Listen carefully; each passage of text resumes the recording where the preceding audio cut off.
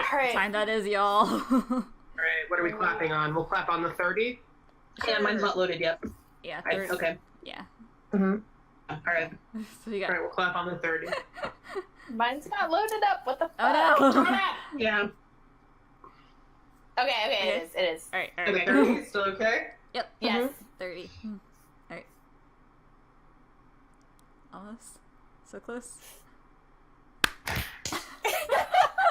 Decent?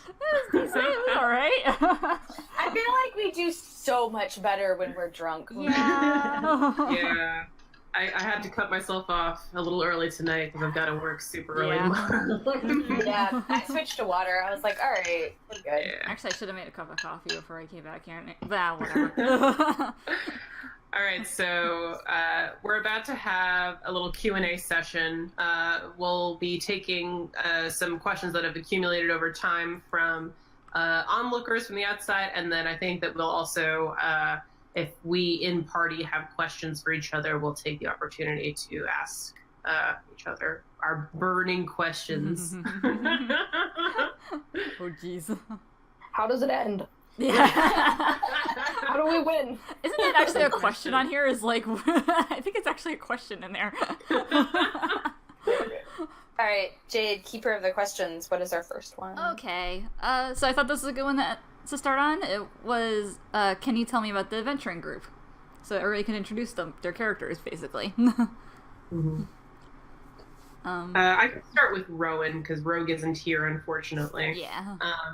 But Rowan is a Lightborn cleric, which is a homebrew race where basically they're human. They look human, but they have special attributes where when they're very happy, they glow. When they die, they release a bless spell upon people who are within a 30-foot radius of them. And they basically happen when the union of two people is like, it's like one of the happiest moments of their lives. So they're a very rare creature. And it's an interesting tie into Rowan's character because she began the campaign as a very happy-go-lucky, naive girl. And that was very much reflected in her race. And I think over time, she and Fen are very much along the lines of kinds of characters who walked into the world with an open heart and open arms, and the world spat on them, which is sad. And it's kind of a very Keyleth-esque attribute. But yeah, so she's very short. She wears very thick armor. She's one of the stronger of the party members. She is the strongest. She's the physically strongest. Straight up. Her physically strongest party member. And she's also one of the youngest ones. Her and Fen are the two babies of the group. And she used to be a cleric of Pelor. She's now a cleric of Ilmater. And one of the biggest issues with Rowan is at one point in the campaign, she dies, and it had a pretty big effect on the rest of the group. But yeah, that's Rowan, played by Rogue. We love her. Yeah. Who wants to go next? should I? I don't know. Yes, you should. Okay. You should. Okay. So Fen is the druid. She grew up in this forest called the Witchcomb, which is in the northwest. God, I cannot think right now. West. Yeah, northwest. Sorry. And all her life it has been completely barren, and she's only known it as barren. She found out that's not always been the case, because her mom kind of cursed it, and it's not good. But she left home when she had some dreams because of Thurisdan, and apparently she found out her life has been entirely orchestrated by Thurisdan, and it's great. She's having a great time, you guys. She is, I think she is the shortest, I believe, of the group. I think, yeah. Yeah. I would say she's technically maybe the youngest, but also her age is kind of a giant air horn noise because, she thought, like, on paper she's 19, but then she got aged up 5 years coming out of the Book of Souls thanks to a Sphinx. Yes. And then she found out her mom has been taking her in and out of the Feywild for a lot of her life.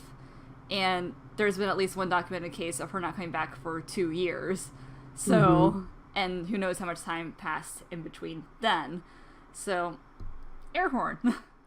Air horn, nice. Yeah.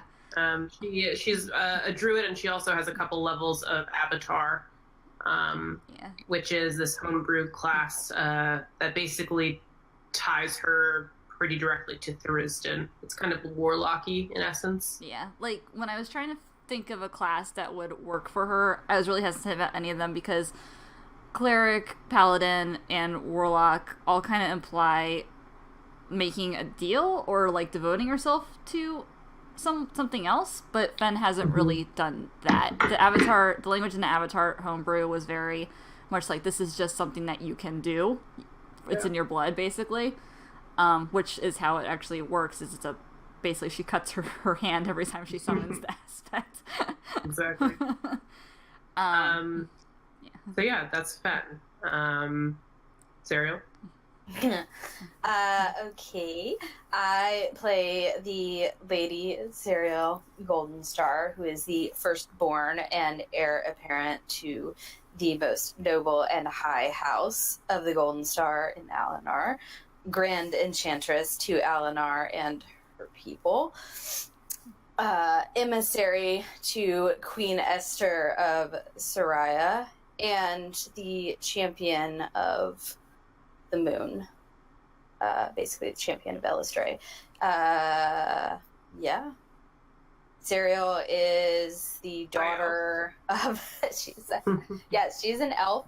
A lot of dark ruby red hair, dark skin, gold eyes. She's a sun elf. Sun elves are, if you go and look them up, all elves worship the Seldarine, but sun elves in particular were created by Corellon themselves. In the way that there's another question later on that asks about like the different governments and stuff, so we can get to it then. But sun elves were created by Corellon, and so she's tossed it around a little bit, a direct descendant down the line of Corellon. She was pre-game, she was a wizard, so she would have been an arcane caster like her mother. But she woke up one night before the campaign started, blew up her house, and ran into the woods. And it turns out she is entirely a homebrewed class that is kind of very elemental, lightning, magic based. The Fury is its own sentient being. And she has now taken 3 levels of paladin and sworn herself to Elistray. I don't really know. Is there anything else? I guess she's the de facto head kind of the of the party. Yeah. She is slowly taking over the entire continent because no one has stopped her. So that's kind of happening low-key. It's like, would you try and stop her? No. Yeah, like, nobody stopped her. There's only like 2 cities on the map that she's not stuck her hands in and reshaped in some way. So, yeah, that's her. Yeah. All right, Julian. Okay, so Julian is a human rogue. He recently multi-classed into a gunslinger. So I'll probably take the rest of my levels in gunslinger, which will be interesting. He's the oldest person in the party, which What? I did. Yeah. Well, okay. He's the oldest human in the party. Okay, here we go. Which I did intentionally when I made him because I wanted him to. I like to put my characters through it, so when I made him, I wanted him to have been through it a little bit, but I also didn't want him to have had like a traumatic childhood, I guess. Also, So I he kind is of your true form, a father. look. So he's originally from Gilead. He left Gilead, I guess it's probably been more like 8 years at this point in the game. And he was in Belmar for a while, being a terrible criminal, and drunk. And then he met the party in jail. Forest rescue So cat. that speaks to his criminal expertise. Oscar Isaac is the played by that I use, so that's great. And I don't know what else. He's kind of become, I guess, sort of the party dad to at least Fen. Yeah. I think that for a long time, Julian, at least at the beginning of the campaign, really didn't want anything to do with the party. Yep. I think a lot of that has to do with being burned in the past by people. I think that a very interesting arc of a very interesting arc of Julian's sort of character growth is learning to trust people again. Yeah.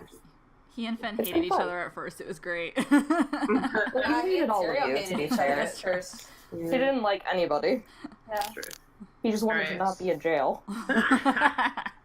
That's fair. valid. So Nemo? Nemo. So for honestly at this point, like 4/5 of the campaign, like a large chunk of the campaign, Nemo was an Umbramancer.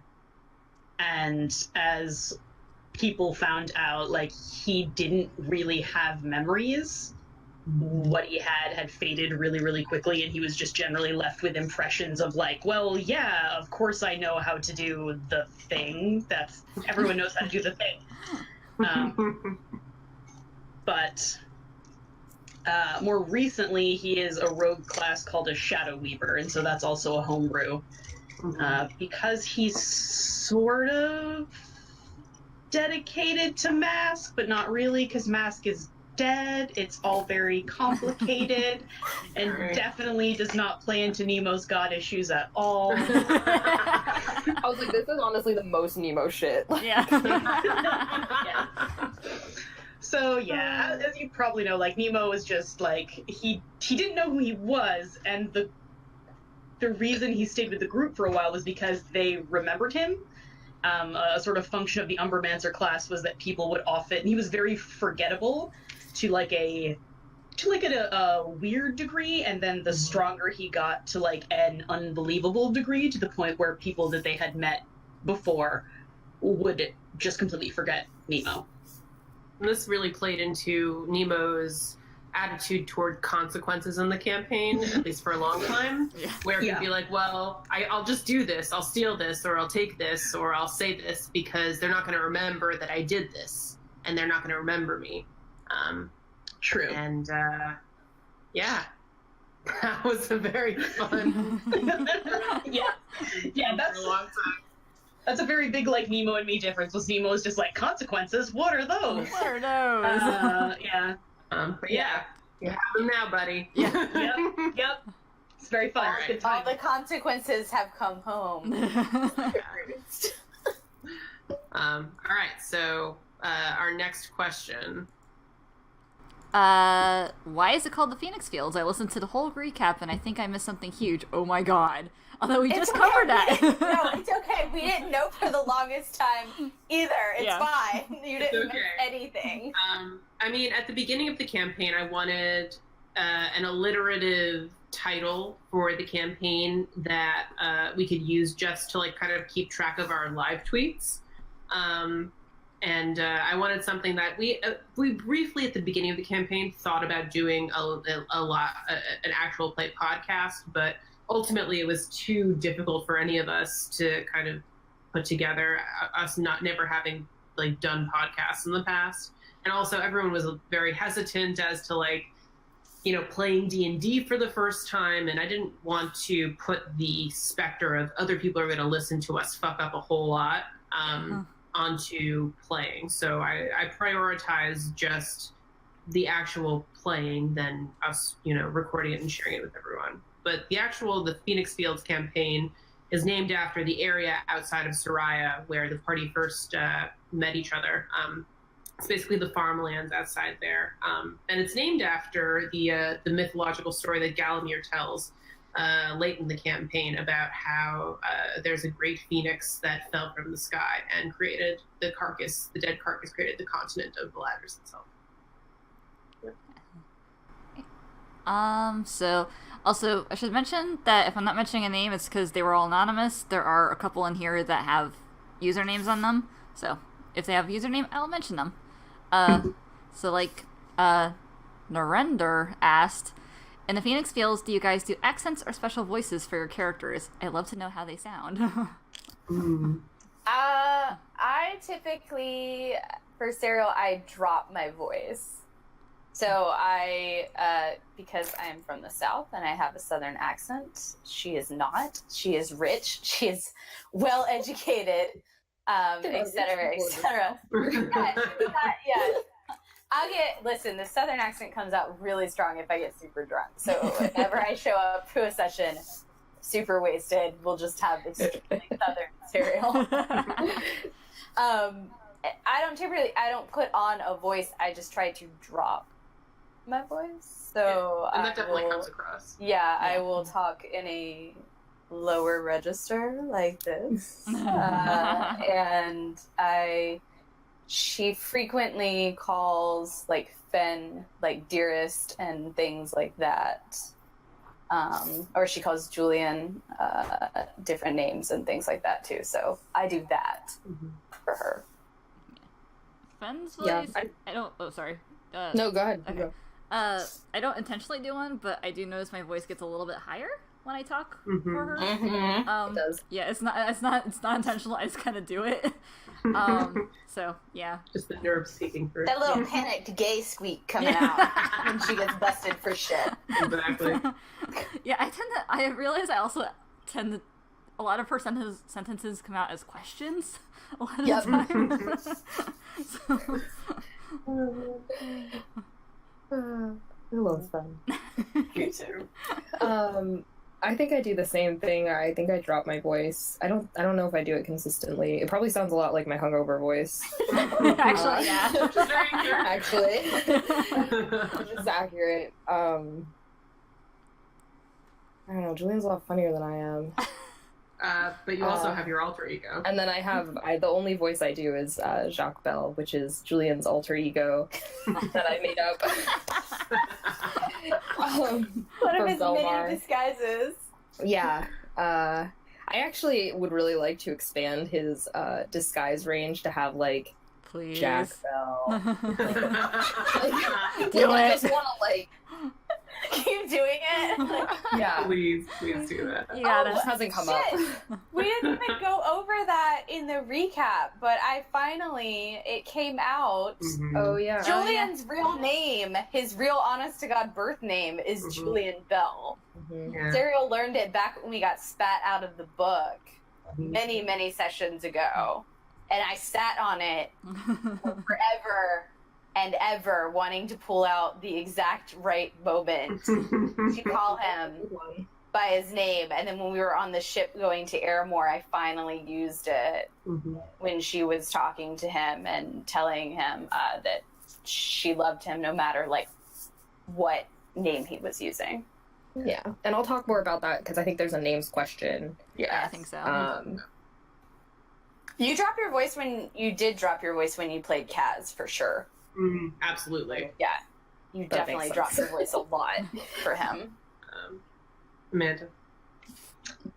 You'll have to tell me. I don't think I do much of a voice for Nemo.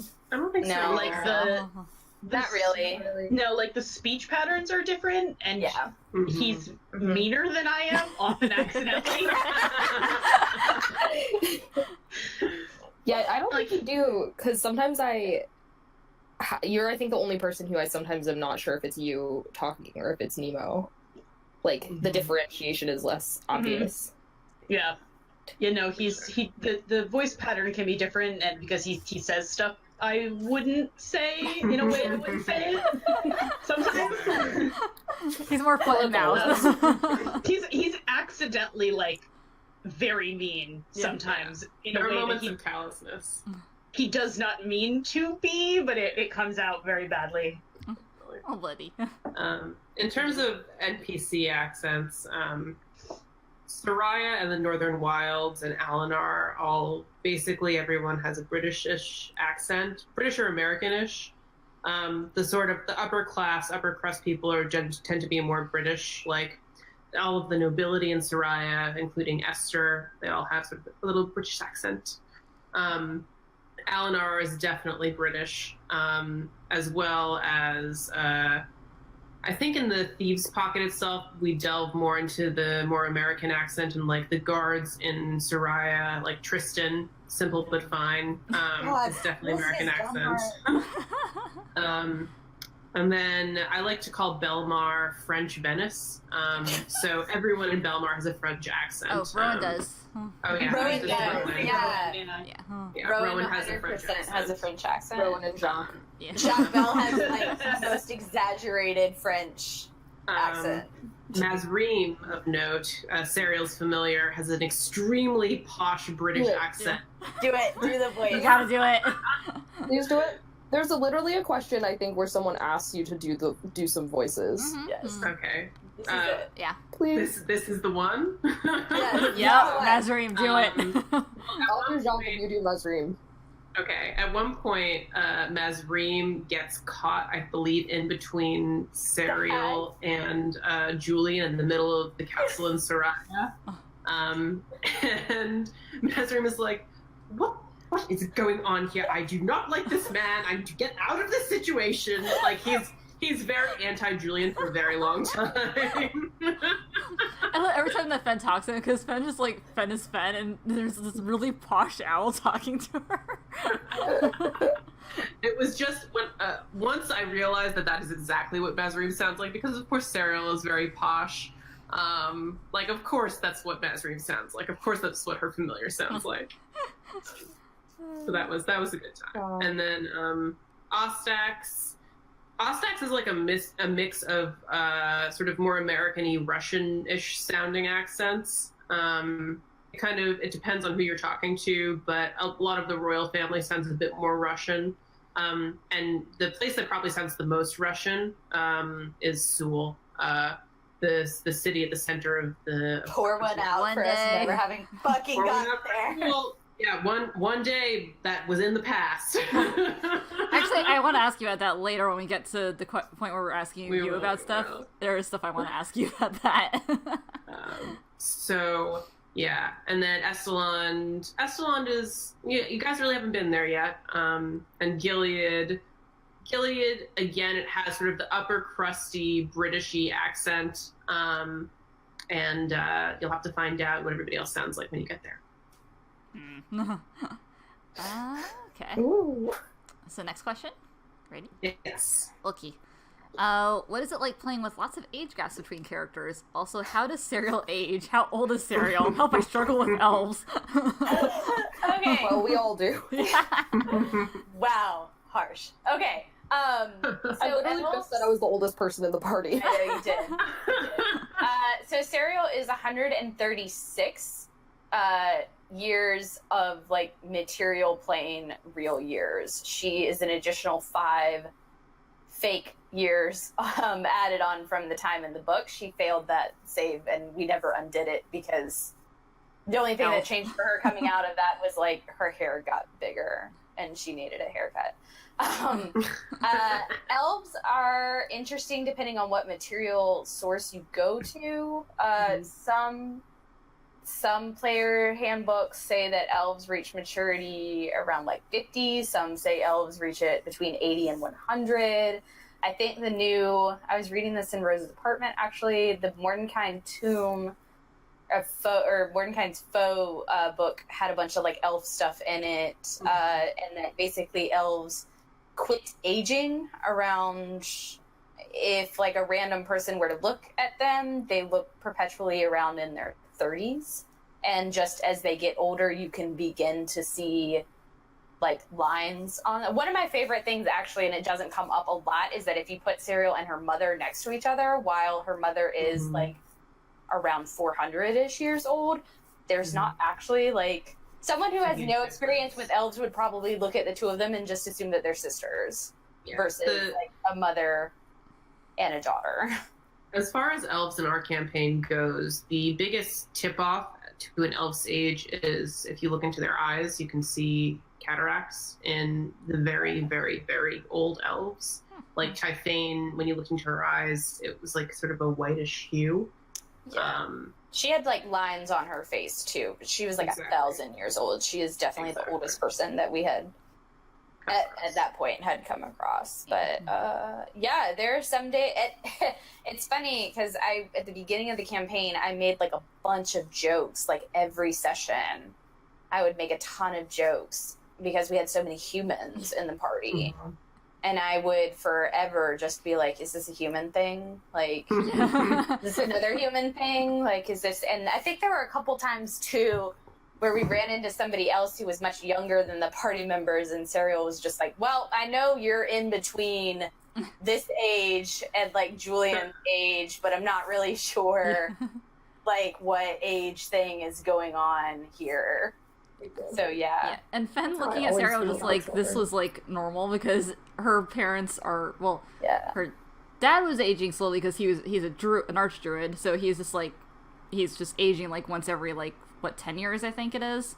Yep. And then her mom assumed it was just because she was a druid also, but who knows? I don't know how old she is. You don't know? Yeah. I think it was definitely earlier on was more of a thing with Rowan and Fen being the youngest out of the party was more of a thing.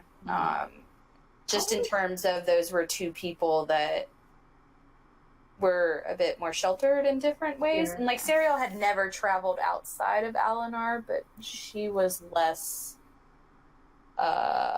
naive about how things work. Based on her mother gave her many, many lessons on life things. So it's great. I'm the oldest. Yes. Do we know how old Nemo is? Yeah, I was about to ask, how old is That's a good question. I was actually just gonna say, like, we know now. Yeah, we didn't know for a while. Yeah, I mean, actually, that was one of my internal terrors. Was I was like, I could be really old, and Emily could be like fucking with me. Like, wait, so how old is Nemo? I think I don't know if we ever like put a number on it. Put an exact right date, now. but he's definitely younger than Linus, who's I'd say in his late 30s. Yeah. Oh yeah. I think that Nemo is probably maybe a year younger than Julian. Like, probably around there. Oh, wow.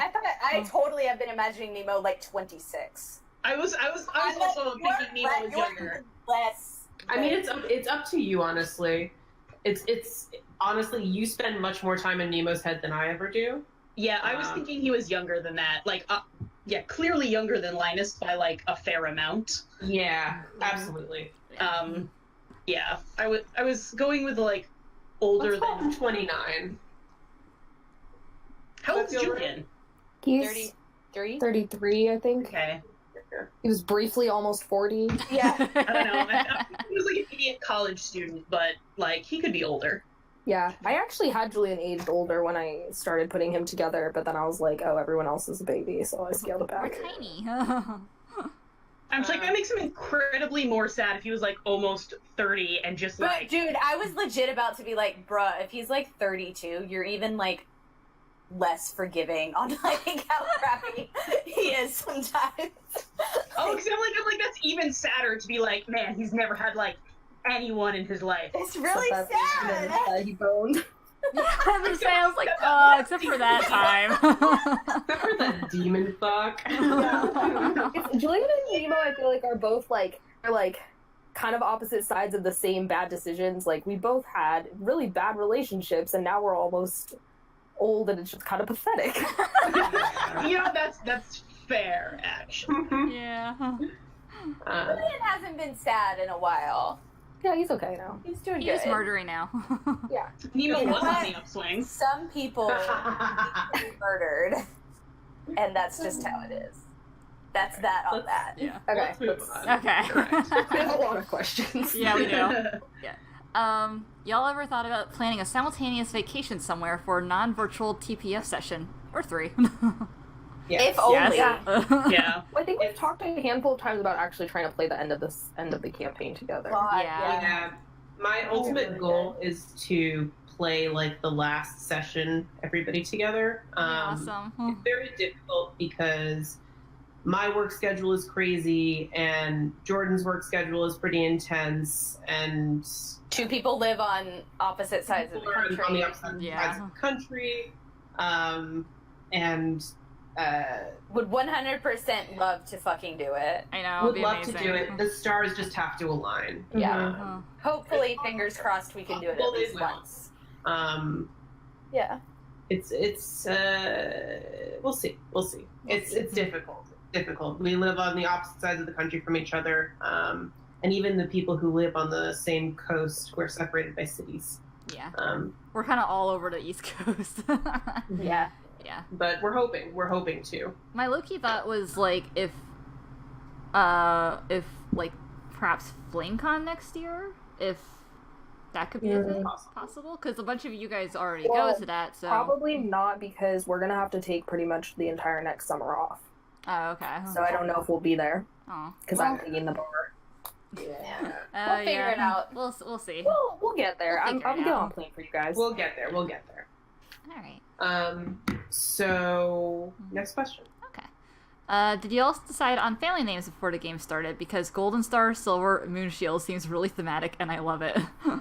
So, back in 2016, at the end of 2016, when Emily texted me one day and was like, if I put together a D&D group, do you want to play with me? I think I was one of the first ones. You were the first one. But I didn't know, like, my exposure was just a Critical Role. I didn't really know. So when I got my hands on the player's handbook, I was like, I don't know what the fuck I'm doing. So Serial's name straight up comes out of the player's handbook. It is listed under female elf names, if you go through it. Her last name, similarly, is just smashed together of 2 different last name elf names in the book. So no, I did not consult anyone else, and I just liked the idea of Golden Star being her last name, and then it got tied into so much family stuff with her and everything else. So no, I did not actually consult anyone else when I named her. Yeah. Yeah, same. I came up with Julian's last name like mid-game at one point, like into the Soraya arc. Because honestly, his name, originally Emily and I had talked about Julian not being his actual name. Like his whole name was going to be fake. So I didn't think it out too hard. But then I got really attached to his name and I didn't want to change it. So we decided to just make his last name fake. And I really love, I mean, we might get into this in game, but I think that it's okay to talk about how Julian's real name, which has now been revealed to everyone in the campaign, is Belle. And I think that it's a very interesting and sort of emotionally resonant story how Julian, he came from, basically, Belle is derived from his father's job. He was a clock tower sort of repair guy. And I think that it's telling about Julian, and we'll get into this in game. We won't talk about it too much here. That Julian shed that part of himself for a sort of a more beautiful pseudonym. Yeah. And I think he is, and still is, despite everything that has happened, probably more attached to the name Silver than the name Belle. Yeah. We also decided to be monsters about it, so Reese's last name is Eris, which means gold, and Isolde's last name is Brasso. Oh my god. That was done on purpose. Yeah. On purpose. I was texting you from a tattoo parlor while Julia got her ears pierced and was just like, Yeah. Fen, And then, Fen doesn't have a last name. Fen's just like, no. or as far as I Fen's know. not. I don't know. No. Okay, cool. She does not. Sweet. And then I know Rowan's name. I think that I'm not sure if there was. I won't speak for Rogue in this moment, but I don't think that there was a particular moon connection, considering that she was initially a cleric of the sun god Baelor. And then Nemo. Is Amanda here right now? Oh man, I might have slipped away. Oh, it's okay. But basically, I think that just judging by the amnesiastic characteristics of Nemo, which No. of course means no one, from the Odyssey story, I think that that's a little bit self-explanatory. And then his newly acquired last name, Lagarde, was something that Amanda picked out later. Yeah. I should mention that Fen was initially named for a joke because I was like thinking of like, what character do I want to play? Maybe a druid. Maybe a druid who'll turn into a wolf. Ha! It'd be funny. Fenris. And then I was like, Yes. Fen. Ha! Okay. And that's how Fen's name became to be. She's entirely a joke. Well, a wonderful joke who we love. Yeah. And actually is going to bring in the apocalypse, so hey. I'll be fine. It's fine. No.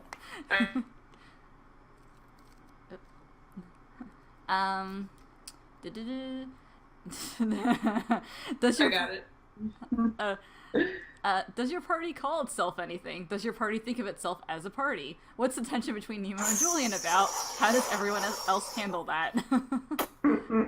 Big question. We've had a name picked out for ourselves for a really long time now, but it's actually quite difficult in game to slyly be like, to name yourself in a serious way, because it is not a bullshit whatever name. So no, we don't have a party name yet because there's no seamless way yet to call ourselves anything. Honestly, Esther should just name us at this point. Yeah, I think somebody recently asked us, and we were like, "Ooh." Yeah. We got asked in the library, and we were like, we'll get back to that. I think if you had asked me 4 or 5 sessions ago if Serial thought they were a party, my answer would have been different. Mm-hmm. As of right now, the answer is no.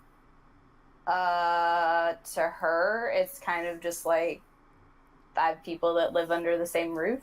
Right. Obviously, she's with Julian and she loves him, but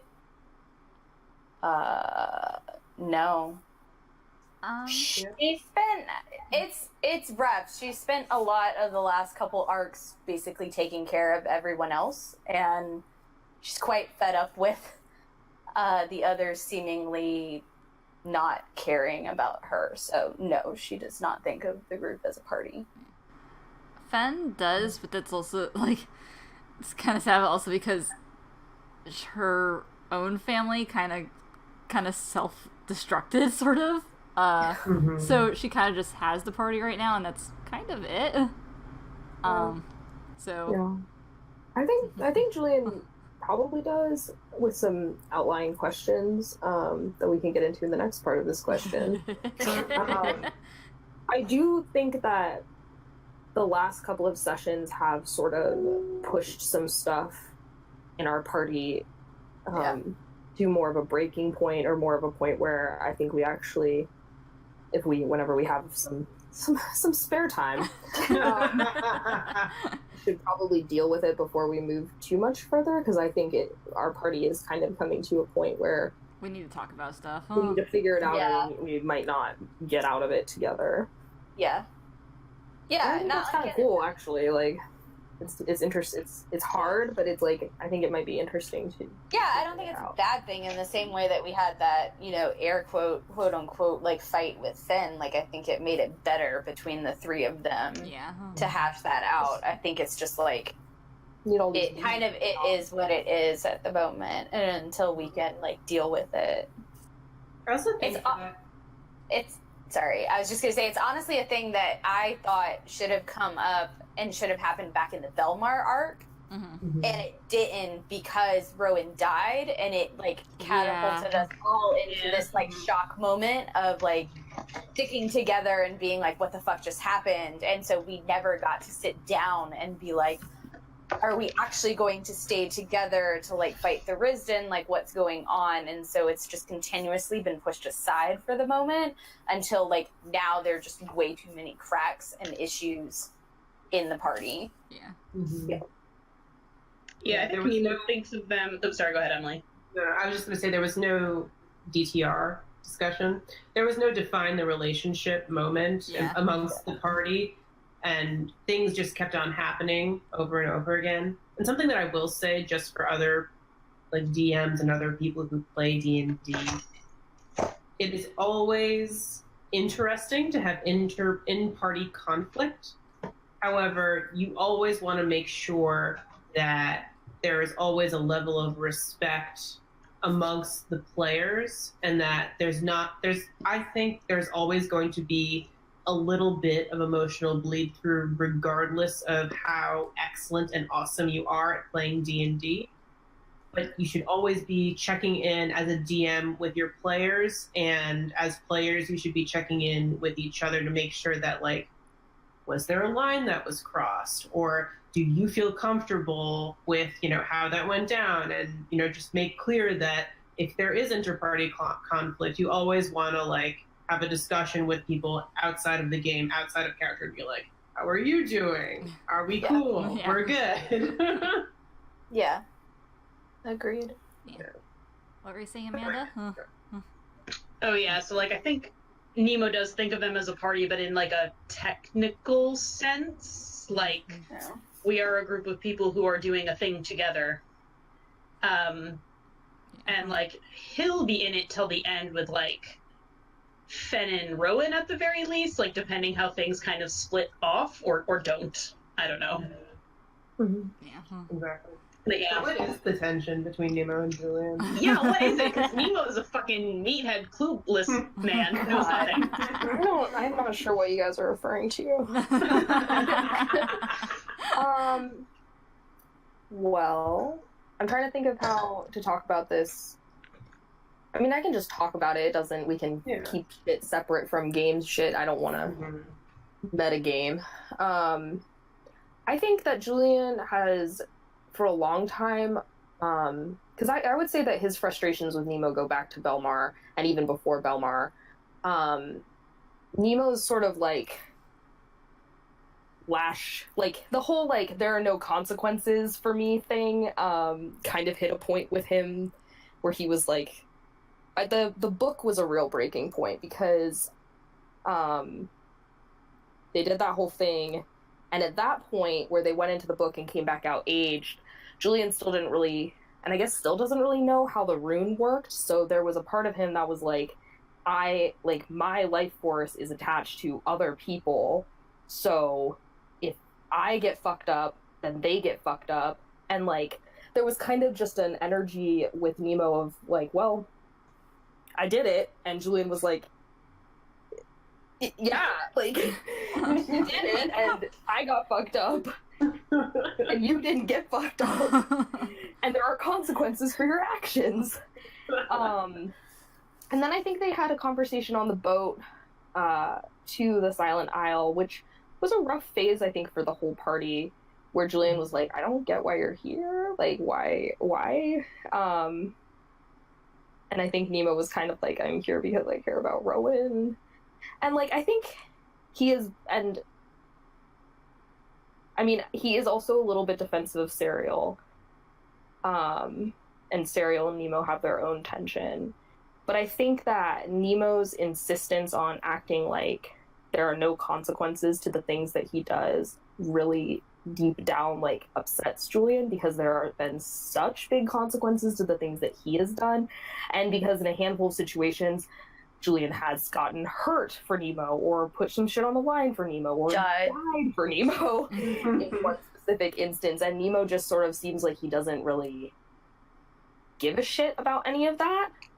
So Julian just has hit a point where he's like, okay, we're not friends. You don't want to be friends with me. So I'm not going to, like, continue to put, like, my shit aside for you or put myself in harm's way for you because I don't think you care. Like, you don't care about me. You don't seem to care about, like, anybody except Lysander. So I guess we're donezo. Which, like, I'm not saying any of this is, like, actually how Nemo feels, because I don't know, and Julian doesn't know. But I think for him, he's just, like... And now, like, Lysander is gone, which he honestly kind of blames Nemo for. And...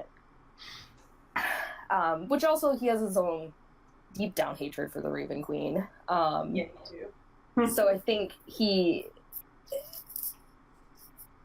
don't know. I think he's just reached a point where he was like, if you're not going to act like anything you do has any consequences, I'm not going to engage with you anymore. Yeah. Interesting and full answer. As I was gonna say, the tension between Nemo and Serial comes down to she's tried to be your friend so many times, and each time you've burned her. And so she's like, all right, you don't ever ask about me, you don't care about me. So to her perspective, not to me, I know things outside of the game, but in game.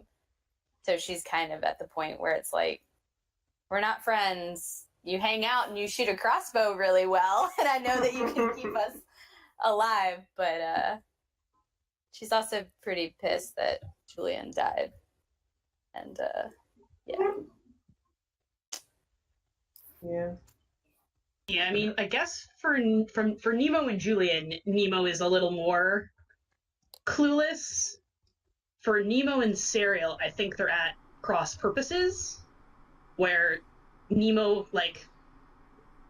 doesn't think that Serial has tried to be his friend because he thinks he's been on the outside. Like, I'm just saying, like, he thinks he's on the outside of all the stuff that people know about. Like, this deep miscommunication that's been going on for 57 It's so necessary. I want you to know, dear listeners, that she has given him so much stuff.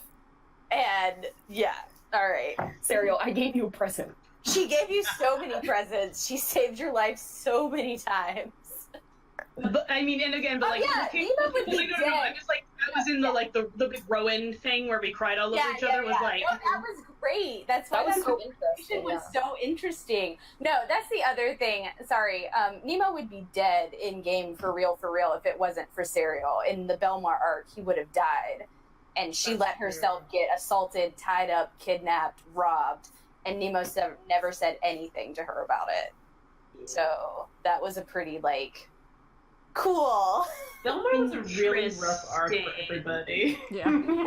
Fen hates Belmar. Fen hates Belmar so much. I just feel like it's more miscommunication because, it's not that he isn't grateful, but he also tried to get Serial out of there, and not that he's not grateful she came back, but I guess he wouldn't see it as oh, I owe you one? I don't know. What is they're very at cross. For? He's actually pretty smart. He's not wise. Yeah.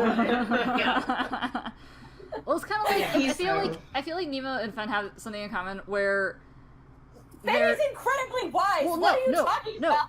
But Fen's not very good. Fen's not very good at the issue with the stuff with her fight with Julian and Serial was that Fen doesn't. What's the right word? What my brain's trying to think of the right way to describe it. She has trouble with communicating with people and figuring out how to talk to them since she'd never really been around people except for her family. And obviously Nemo also did not have friends. He just had Linus, and that was kind of it. So sad. And so they both kind of don't know how to people very well, and how to communicate what they're feeling to other people very efficiently. I feel like they also have a kind of similar struggling to understand consequences. This is why they get into so much trouble together.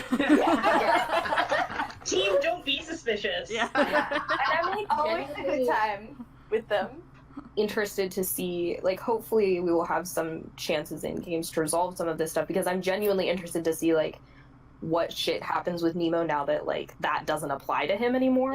People do remember him, and it hasn't been intrigued. that long since that happened. Yeah, so it hasn't. No, it hasn't. It's been a fucking week. It's ridiculous. Yeah. And he lost his boyfriend. So it's just It's been a rough time. not ideal. Okay. All right. Next question. So, next question. Okay, this is What can you tell us about... Ooh, sorry, go ahead. Or you can read it. I don't mind. It's a world building question, Okay. so that's mostly you. All right. What can you tell us about the world you all play in? So I have like a few questions in terms of how the map is sort of laid out. Is it homebrewed? What are the governance systems like? The city of Soraya had a queen, but how far does that sovereignty go? And which gods are most prominent? All right. So the world is completely homebrewed. Podcast. Okay. Completely homebrewed. The map I made myself in Incarnate. I have gotten better at Incarnate over the months. But the original map was the best I could do at the time. And honestly, it's done well for the purpose. Basically, there are a few large cities on the map that the game kind of centers in. There's Soraya, which is a city that is ruled by a monarchy. It was ruled by Queen Portia before the beginning of the game, before she was killed by Carver. Then Carver took over with Salome and the Wings, and then Esther. That sovereignty goes over the Phoenix Fields themselves. Basically, tithes are taken in from the governance of Soraya. It's when Gare and Brendan lived on their farm, they paid fealty to Soraya. But beyond that, the sovereignty kind of fades. And then in Alinar is a system that is ruled by the 5 noble houses that live there. The Golden Stars, the Shade Moors, the Rune Singers, the Free Groves, and the Ravensworns, as well as the Grand Enchantress. And then there's one representative from each of those noble houses, as well as the Grand Enchantress, or Enchanter, that is part of the noble council that kind of decides what happens in Alinar. Belmar, on the other hand, it's a religiously cultish-run city. So there are 5 separate cults of Belmar. There's the cult of Palor and the cult of Arathis, which are like basically the Democrats and Republicans of Belmar. It basically cyclically, one of cult gets into power and then the other cult gets into power. Right now, the cult of Arathis has taken over the cloister, which is sort of the place where the elected cult of power is sort of stationed. Basically, in terms of their sovereignty, it's all just of the city itself. There are like lands outside of Belmar, like Bridgeside, where it's sort of in between Soraya and Belmar. Then there's Aramor, which is in the south. Aramor was a triumvirate of 3 queens. Basically, it very much was based in sort of a Roman kind of sense of governance, where there were the 3 queens, but they were very much like they had power, but there is a Senate of Aramor that actually has a lot more power than the queens have themselves. However, the Senate was brutally murdered in the Umwir takeover, so that's that with them. Then there's Estelon, which is a monarchy. King Balthazar is in charge, and there's some shit going on with the warmonger Karis there. Then there is the city of Ostax, which is another monarchy, but Ostax, as we talked about a bit last time, basically the city that was created by a few demonic pacts that some of Galamir's closest took on in order to create this sort of city for outcasts. Then there's Gilead, which is a city that is ruled by a parliament, as well as 4 counts and / comtesses. There's three true counts: the Count of Law, the Count of Scales, the Count of Coin, and the Oracle Comtesse. They basically split the city into 4 separate districts. But overall, the city is ruled by a parliament. Yeah, and that's the 4 ruins of Erland. Yeah, there's Erland, which is a city that was destroyed many, many years ago. in the woods above Estelon. It used to be a monarchy. Yeah. And then there's Sewell, which was the city in the center of the Sladian Wastes, basically governed by a group of monks of Ioun. Yeah. It's everywhere.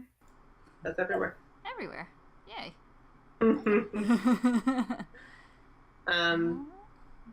Alrighty.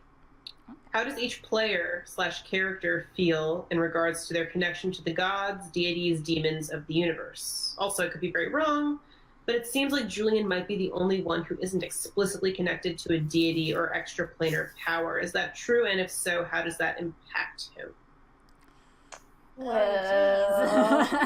You are not wrong, dear listener. Do you want to go first?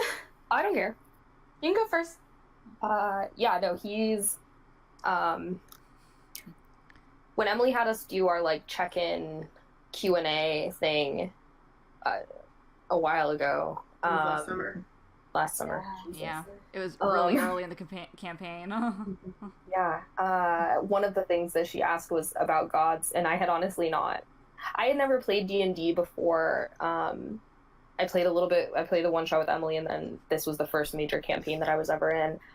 So I didn't have like any kind of lore knowledge. I haven't really watched Critical Role.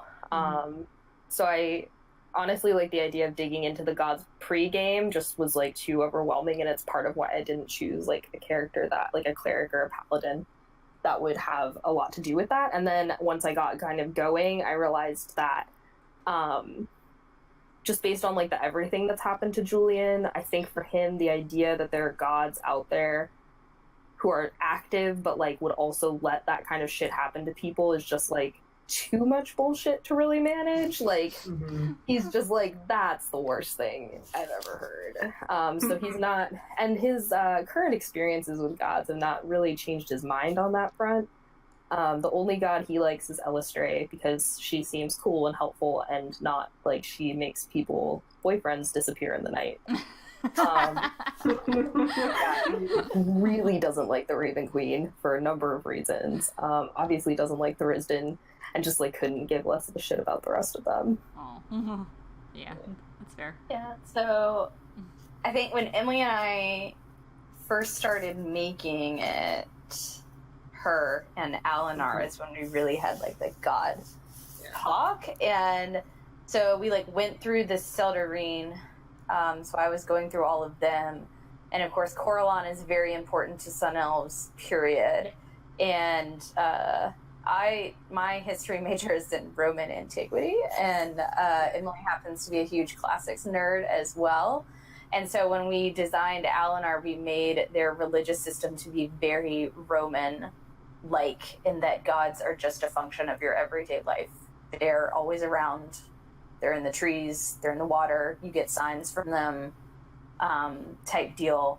So we made that, and I came up for a long time. Serial was very boring. I didn't make like a really like bad childhood or like anything up for her or anything like that. I just gave her like one secret, and the one secret happened to be on that her rite of passage. She went out, and when others had come back and said the gods had talked to them, she didn't hear anything. So for a while, she thought that like Coralon and none of them wanted anything to do with her, and that she was maybe cursed by them.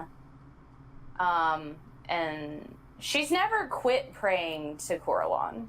She still talks to him in game, every now and then. And then it came out that, in fact, no one's heard from him or the rest of the Seldarine in a while, in many decades. They've been missing. So it's not her, or maybe it is. Who knows? It's not her.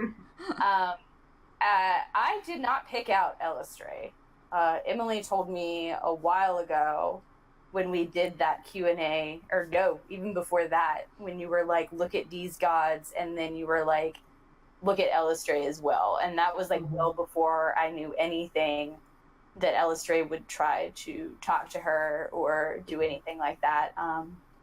Once I knew that you guys were going into the North Dark and entering Drow territory, I knew that I wanted to incorporate Elistray I love as her. as a function of the She's campaign great. because I knew that I had I wanted to incorporate drow that weren't evil, and part of me was like, maybe I should just say fuck it and be like, all drow, they're just like elves. They've been, maligned or through like bad rumors, and they actually worship gods that aren't as evil as you think, blah, blah, blah.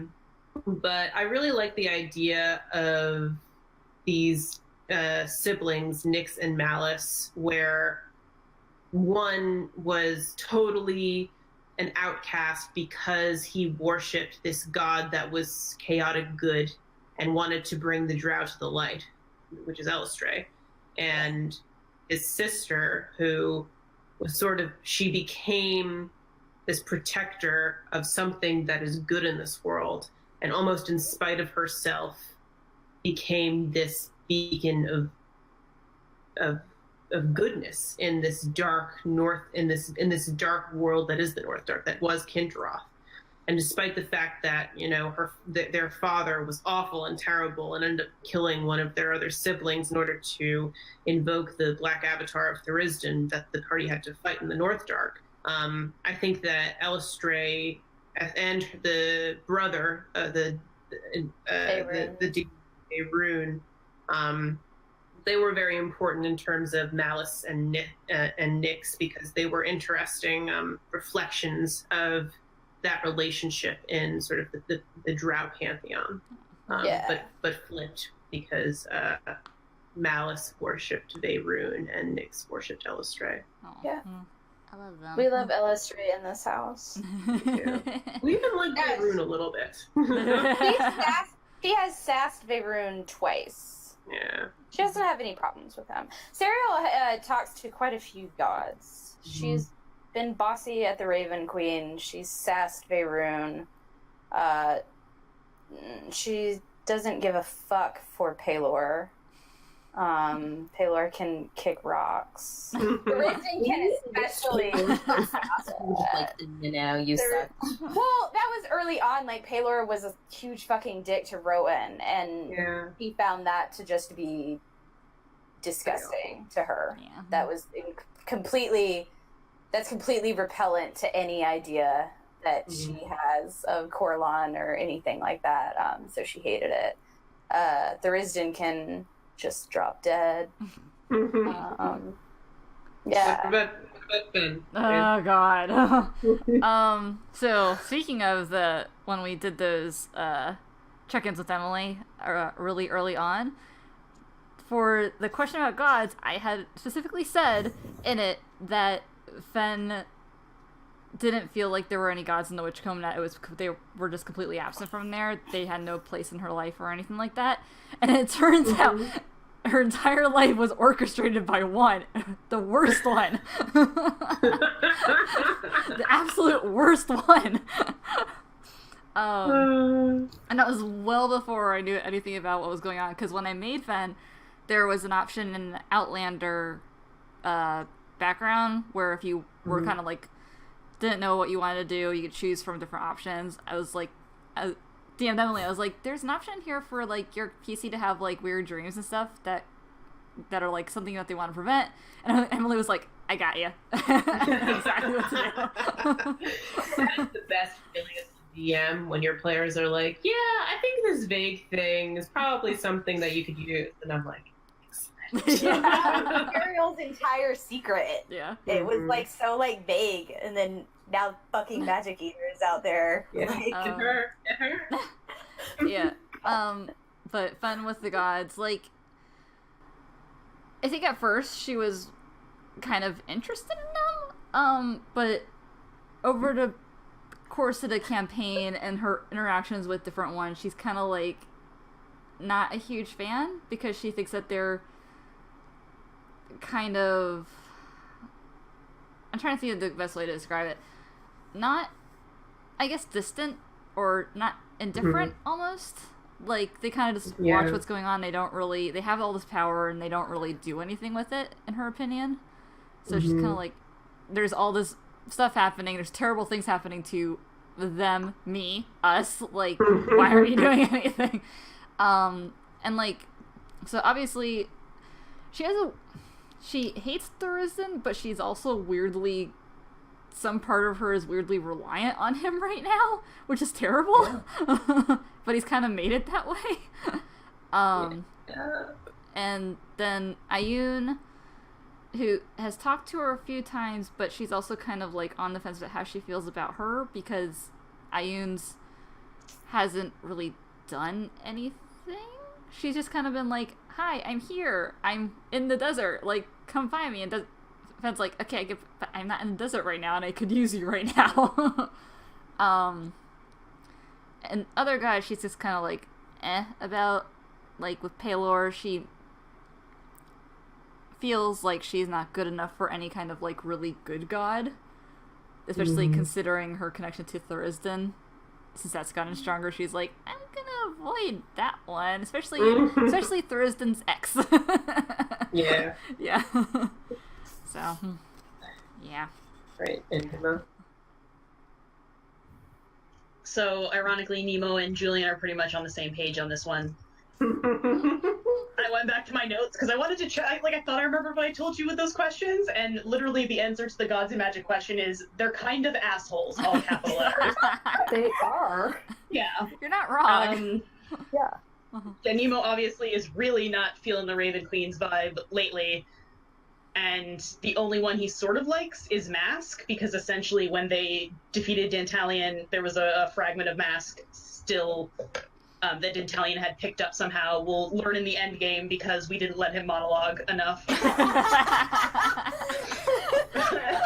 Emily has promised this to me, but I gotta wait for a while. This is what happens when you shoot someone before they can give their big villain speech. We don't let villainous fascists speak. Just feel that. But what happened was Mask kind of like like a facehugger from Alien went for me. Basically was like, hey, I don't have much power left, but like you can continue to be an Umbramancer, or I can grant you this boon and you can become a Shadow Weaver, like a Shatter Kai kind of class. And Nemo was like, yes, I will take option 2, thank you. And he got like a little bit of like info and stuff from him, but as far as he knows, I think Mask is essentially dead. So yeah, so he doesn't really like any gods. And the dying thing was supremely ironic, because he was basically like, the next step, the next day, was to go to the Raven Queen's temple and like try to come up with some sort of like detente almost between like Lysander and the Raven Queen and Nemo, because like Nemo has not had good dealings with the Raven Queen, and neither has Lysander, but he's like, but we're kind of in this, so maybe we should talk it out, and then everything went to shit. Genuinely kind of hilarious, because Julian, before he died, he was gonna go try to shoot her. Oh, that's so funny. That's so good. It's a good thought. My boyfriend I mean, he still kind of feels that way, but... Oh man. Also, Rogue did send me her answer for the god thing. Yeah, go ahead. Basically, she said Rowan feels very secure with Ilmater. She sometimes she gets phantom fears about things she used to worry about with Paylor, like not being good enough for him and stuff like that. But Ilmater, she says, bears the pains of others to shelter them, and that also makes him understanding of pain and burdens in a way that comforts her. And she said the rest of it is redacted. And she'll say it for the end game. But she loves her torture dad. Her torture dad. Her torture dad. Okay, next question. Right. Sorry, I was reading some stuff. How did death affect Rowan? Is Rowan's death the only true failed death saves failed resurrection of the party? Or have been others? Or did Julian really get eaten by a short class session? What the fuck? And then they sent another message immediately after. Jokes about, have there been any other true deaths? I just remembered Nemo was disintegrated like 2 months ago. How is he holding up? So the only person in the game who has not died and required some form of resurrection is me. Yep. Serial has not died. I have come close 2 different times. Yeah. Once I automatically failed 2 death saves in our fight with Salme. That was pretty bad. And then this last session came pretty close 2 times to dying. But everyone else has kicked the bucket, except for me, which has led to great dramatic crying instances. No, Julian did not get eaten by a shark. He just got snatched up off the deck into the water, and I went down and got him out of the shark's mouth. Yeah, it's fine. Yeah. Nature strikes again. He's a city boy. Rowan's death was the only resurrection. Like everyone is that except for Serial. However, after the deaths, everyone has been successfully resurrected except for Rowan, who The second one, huh? Exactly. This was her second death. Her first death was when a dragon fell on her during the Slayer's Take arc. But this was after the Belmar arc, where she sacrificed herself to seal the rift between the plane of fire and the prime material plane. And so basically, her parents and Nemo all participated in the resurrection ritual, and neither of her parents succeeded on the resurrection roll skill check that Nemo did. And because I am not super interested in permadeath, especially just judging by the way in which my players sort of participate in D&D and the way in which our campaign is. I wanted to make a failed resurrection mean something, but I didn't want to take Rowan away forever. So that was part of why I had her be in a coma for a few weeks in game, which meant like a few months out of game, which I thought was an interesting way to handle a failed resurrection. And I think going into the end game, we will continue to potentially run up against this, like what's going to happen if we do fail a resurrection ritual, and we'll cross that bridge when we come to it, if we come to it. But yeah, it's I think it was a particularly difficult arc for the party, and I think that end to the arc was a particularly difficult end because, like we were saying before, at the end of that arc, I think that a conversation was anticipated amongst the group where everyone was going to be like, okay, are we in this together? Are we down in this? Yeah. Remember, I messaged you saying that I was going to leave when we got back, landed on the boat, because she was done with all of you assholes. Yeah, she was super done. It was a good time. Turns out all of you were like involved, but you were all really big assholes to her that whole arc. So basically, I think that Rowan's death, on one hand, it kept the party together, but on the other hand, it kept the party from actually talking about what they wanted and what happened, so that we're at the point in game now where there are a lot of fractures within the party that haven't been addressed because things keep on happening to the party, and it doesn't give them a lot of time to discuss, like, you know, what do we want from this group? What do we want to do about all the problems we're having? You know, all that kind of stuff. Yeah, so I think that Rowan's death was a... Yeah, we went into like a weird like mourning period where no one really wanted to talk about stuff, where we were just kind of like in this panic mode of like, okay, like let's get a house, let's get in our house together, we'll like make it a house and like be like friends and stuff and not deal with things. And yeah. Amanda, how is Nemo taking his death? Yeah. So, not good is like the short answer. Oh, buddy. Yeah, the long answer is Pretty good, it doesn't seem. pretty good. It does not seem. Yes. What is the long answer? The long answer is also just like bad. Oh. Very bad. Oh, buddy. He just like he literally again, as we sort of figured out, like in game, it's been like a week. Like he almost just got uncursed. Yeah. Had a relatively like nice couple days, and then a very shitty death, Mm-hmm. and then like shittier following days. And so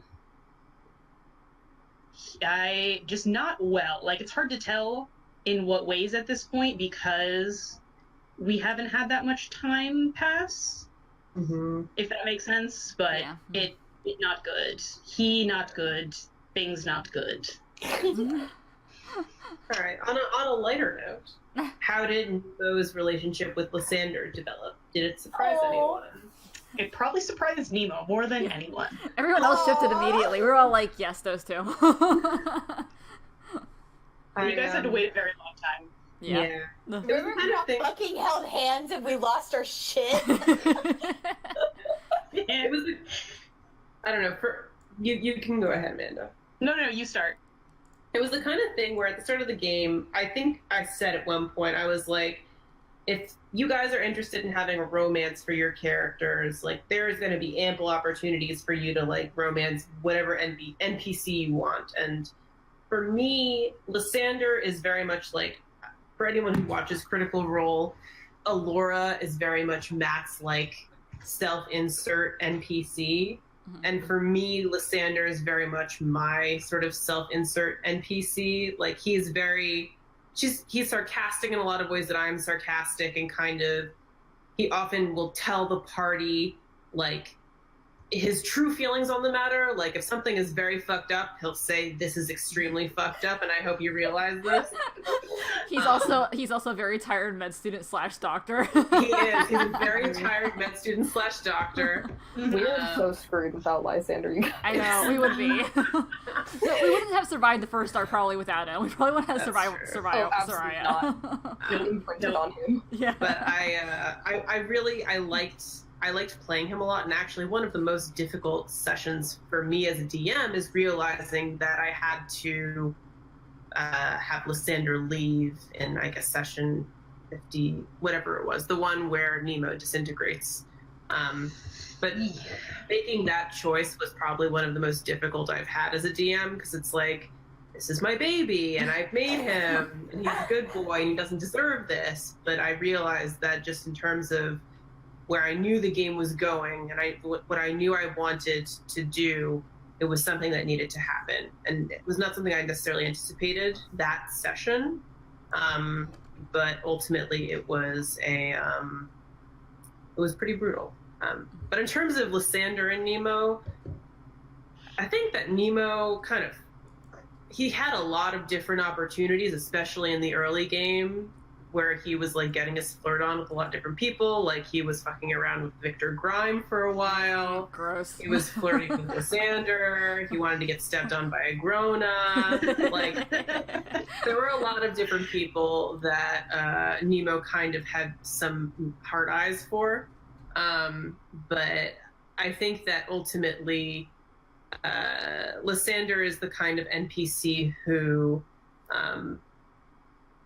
especially considering his backstory, he's been burned by investing in other people in a real way. And so I think when the party came along, he was very hesitant to do that again. But you guys have yourselves that to him that you're worth, sacrificing for. And I think that he just always kind of had a little bit of a thing for Nemo, but didn't necessarily realize that it was going to go anywhere. But you guys kept coming back, and That things awkward went goth flirting. Awkward goth flirting, yeah. I mean, as you said, he was fucking around with, like, Grimes, and the thing about the no consequences was, like, the flip side of that was Nemo was like, well, if people aren't going to remember me, or they're going to forget me, it's really hard to, like, also invest in any sort of way. Because it's like, oh yeah, the last thing I want is to be in a relationship with someone and then you return one day and they don't remember you. Yeah. So he was so, like, that was the thing with, like, he basically never fucked anyone. He wouldn't care about them forgetting him, was sort of like the shorthand. Mm-hmm. Which is why Lysander probably took a little longer than it would have had he not been a cursed boy. Yeah. But I like that it took a long time. Yeah. It was It's good. That's good boys.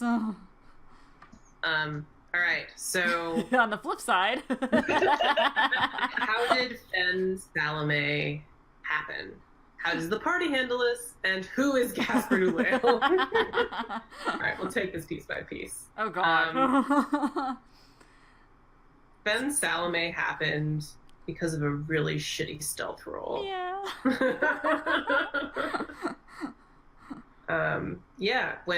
When Fen rolled her terrible stealth in Salome's lab, when Nemo and Fen went to destroy the flesh golems that were being prepped for further use, as well as the bloodstones that Salome was creating. Fen encountered Salome and tried to talk to her and asked her if she needed help. And I think from there, it sort of was this strange, almost dark mirror version of looking at yourself. Like, I think Salome sees a lot of herself in Fen that makes her want to not necessarily protect Fen, but warn her and make sure that Fen knows exactly what she's getting into. But then again, Salome has a lot of her own issues, and Yeah. ultimately, Salome has one goal, and that goal is to die. Yeah. It's great. It's great Yeah. when you're not girlfriends just planning to die, you guys. But, I had a thought and then I totally forgot it. My brain's just not working right now. Yeah, I remember, like, the stuff happened in Soraya, and then, like, I remember, like, a few weeks later, I was thinking, and I messaged Emily, I was like, I kind of feel like there's something going on with Fen in regards to Salome right now. Like, I kind of feel like she might have a weird sort of crush, kind of. Mm-hmm. And I was, like, trying to figure out, and Emily just started screaming at me. That's real. Just like, oh my god. I mean, I'm the kind of person, I love a good evil wife. Like, Yeah. that has always been my vibe in terms of my favorite characters across media genres. So when you said that, I was like, I know what we're doing. And I haven't mentioned this, actually, I realized I never mentioned this, when Fen died and Tharizdun had asked her if she wanted to become a Revenant. Genuinely, the thing that made Fen decide, one of the things that made Fen decide not to was thinking of Salome and what it's done to her, being one. So That's fucked up and I love it. Yeah. And then also general faith that everybody else would bring her back, but that's another story. Yeah. And then I'll answer the last part of this question quickly. Gasper Doolittle is Nikolai. That's the play by for him. And Fen wants to firestorm him in the face. Yeah, you guys still don't know too much about him, but Yeah. he's I think he's an asshole. Do we need to know more about him? Well, like, I was thinking about it, I was like, only Nemo and Fen have heard him speak, so they're the only ones who know his voice, and Fen's the only one who's actually seen him. It's like, everyone else knows of him, but, like, they're the only ones who know, like, anything more than what the general party knows. Alright, so, next question. The relationships within your campaign are fascinating and so powerful at giving those of us who are watching, like, a glance at. Are there specific moments that you really loved within this campaign where you felt like those relationships really shined, or moments between characters that you really loved?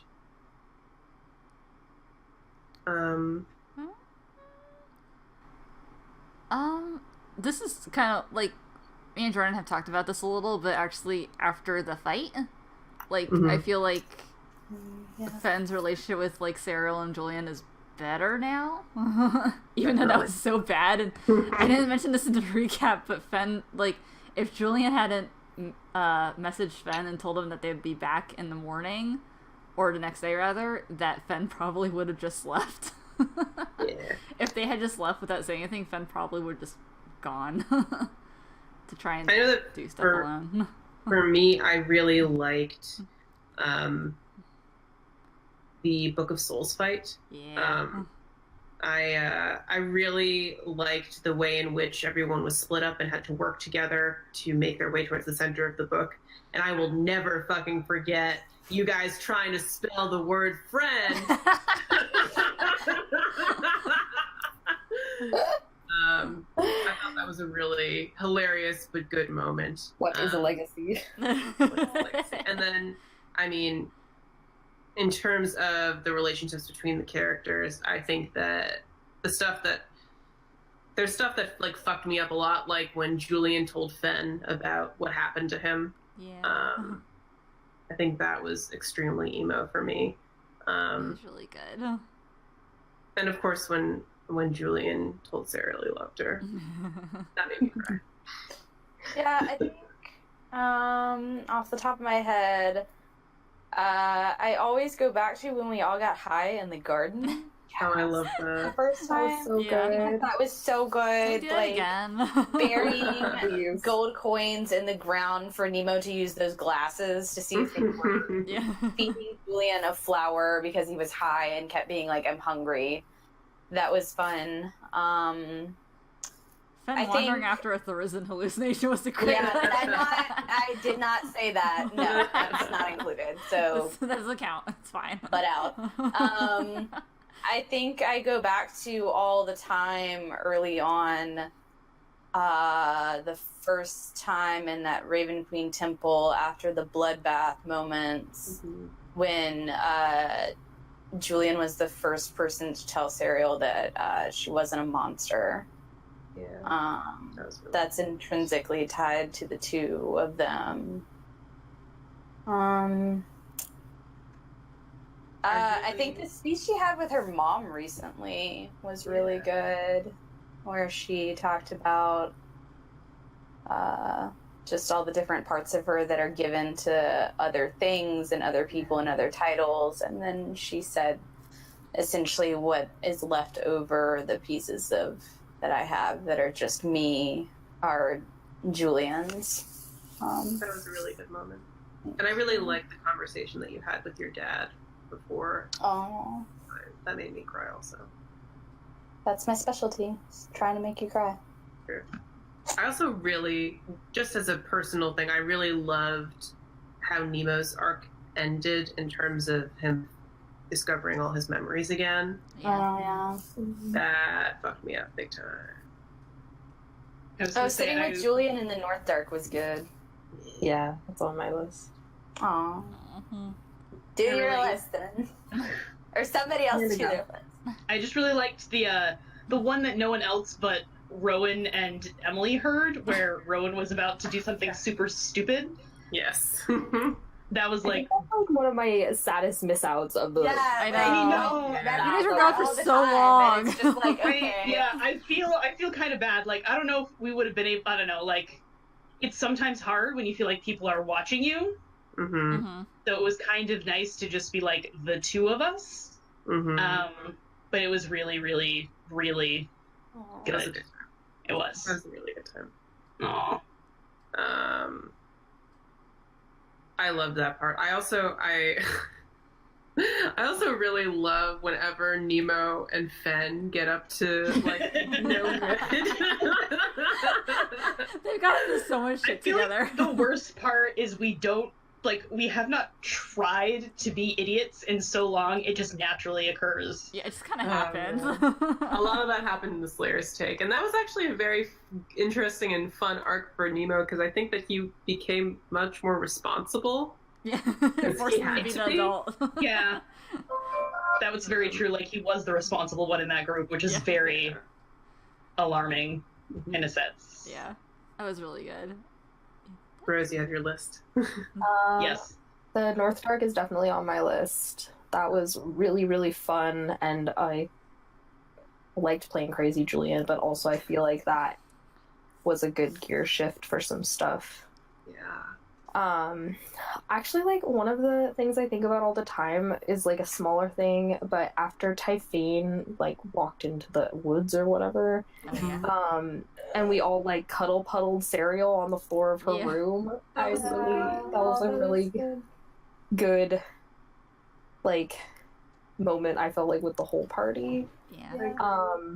Also, like, kind of a fucked up one, but, like, the conversation with Rowan where Julian asked her not to bring him back if he died was... That was such a Really? good moment. Yeah. That was so good. Our It was fight fucked up. 20 so sessions later about that was really good too. Yeah. But that was, like, a fun thing to do, kind of, in the way that I think things are fun. It was awesome. Yeah. There's a lot more. Yeah. My brain is starting to turn to mush. Yeah. I've written 7,000 small fics about a lot of them, so Yeah. it just... All right, so we'll move on to our next question, unless we have other ones that we want to talk about. I can't think. There are so many. Yeah, It's there's so hard many to good pick. moments that's like. I guess after Fen found out the truth about stuff, like just the moment when she went to go in her into her room alone, and Garnet came in as a wolf and just like curled up with her. Yeah, I was like. All of Julian's interactions with Garland fuck me up pretty badly. Yes. And also Okay. the scene in the clasp where Fen was a mouse and everything went terribly That was horribly very wrong. good. was really fun. That was one of my favorite fights. I Yeah. loved that fight. The parallels between Garland and Julian are just accidentally on purpose so fucking good. Yeah, Garland is one of my favorite NPCs, low key, to play. I love him.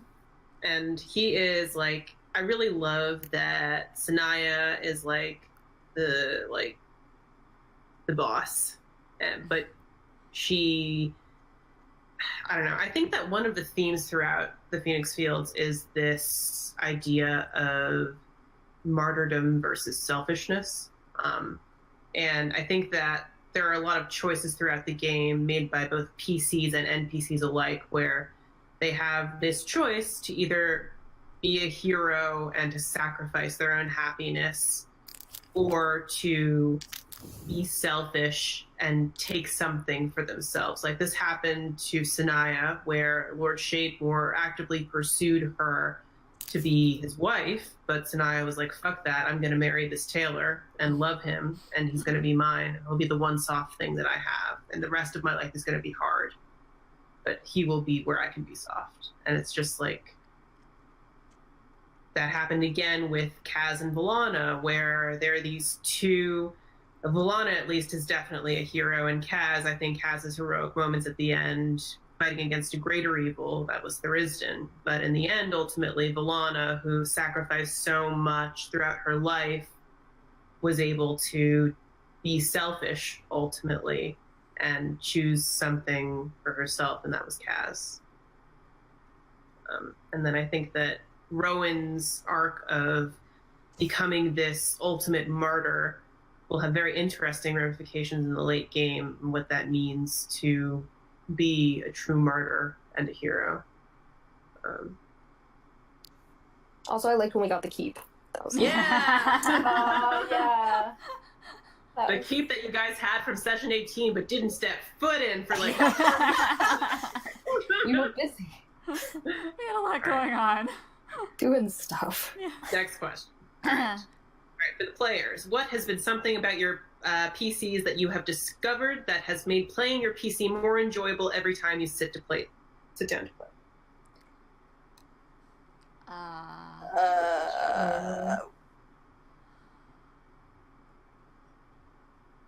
It's a hard thing to come up with. Yeah, Yeah, no, I feel like Things the are annoying. phrasing. I feel like the phrasing of this is throwing me off. I'm not Also- quite sure what.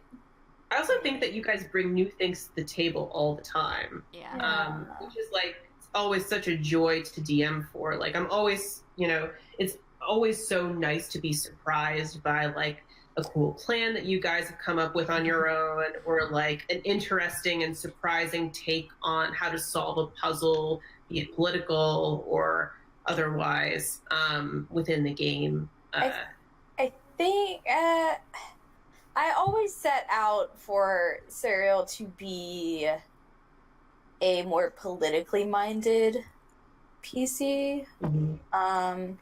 because that is my like jam. And so when I approached this campaign of D&D, I was like, I'm gonna make my ultimate like dream personification.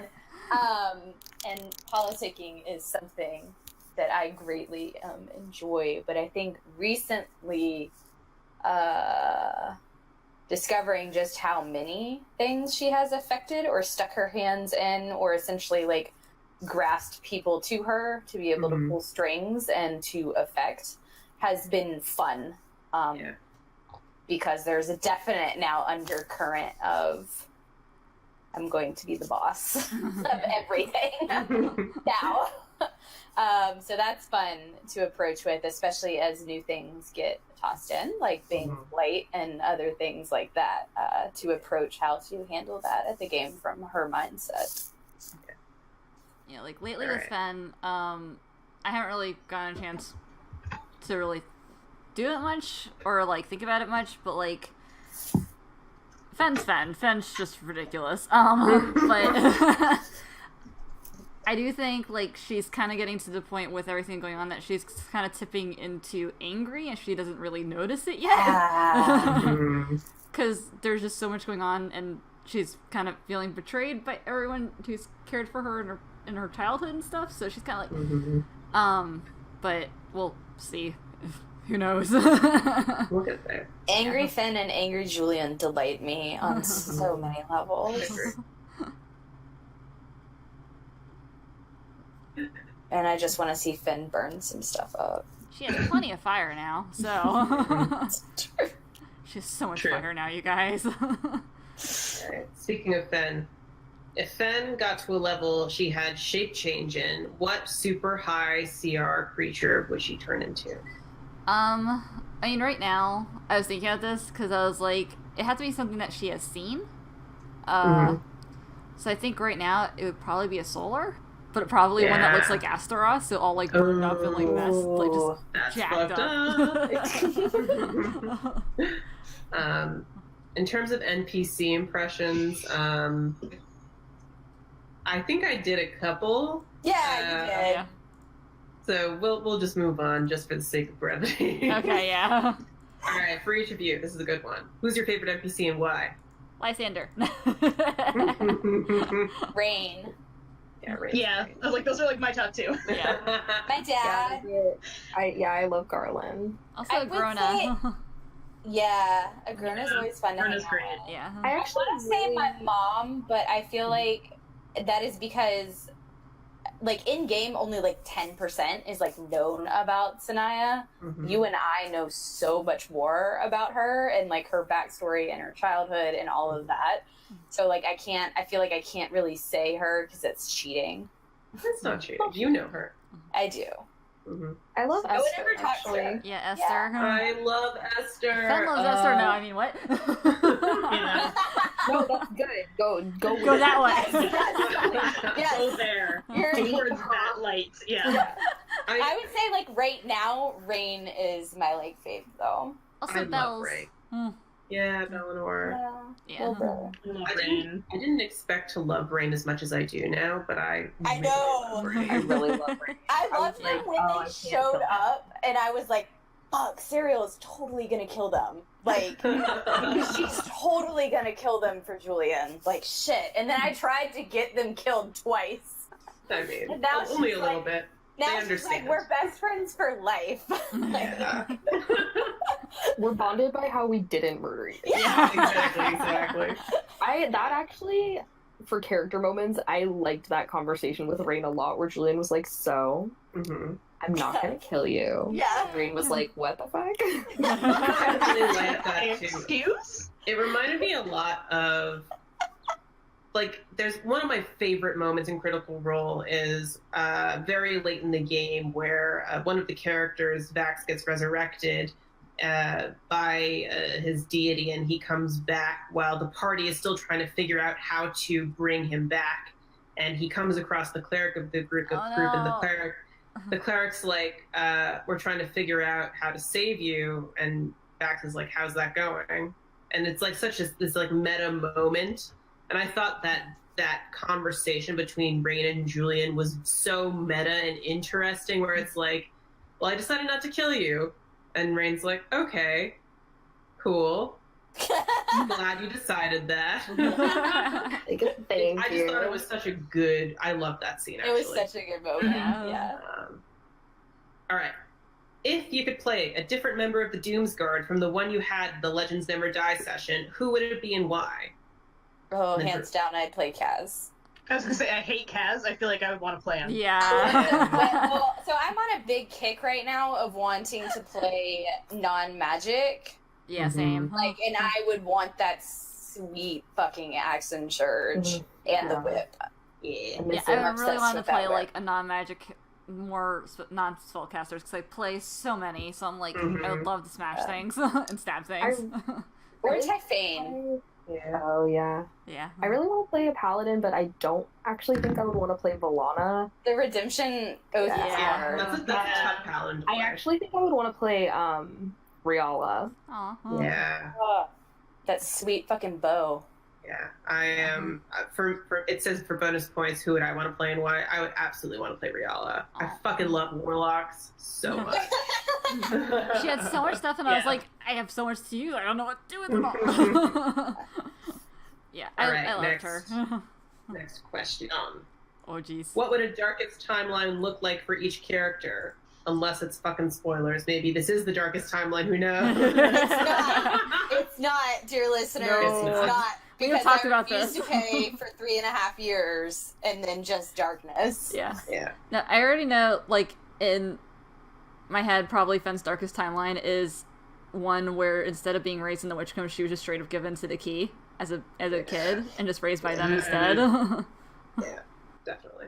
I don't really have a good answer for this because I often feel whenever we play this game, like, I don't know, I just think Serial's super boring if you just do a straight up, like, darkness, whatever. I think she just ends up dead, to be honest. Like, alone and insane and dead, so. Yeah.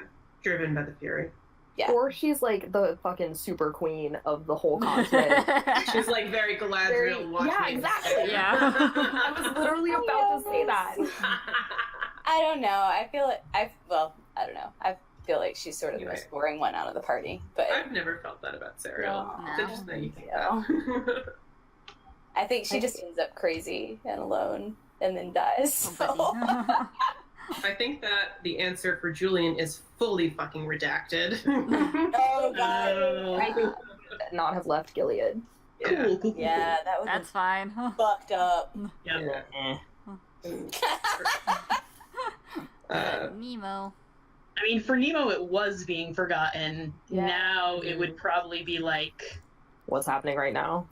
pretty close. Like more dead people, but like yeah, pretty close. Isn't Like, like he the, would- yeah, isn't the end of like the Umbermancer shit like no one remembers you period You and become stuff? like a Yeah, wraith, like, don't you- you? You don't You even do know not- yourself. Yeah, like you do not have a physical body. Like several levels even before that, like, your That's name true. is no longer being written down. Like Yeah. that's like true like darkest like shit. That's Yeah. pretty bad. That's a big reason why I wanted Nemo's arc to give him the opportunity to choose something different for himself, because for me I thought that was just such a heartbreaking end for him. Yeah.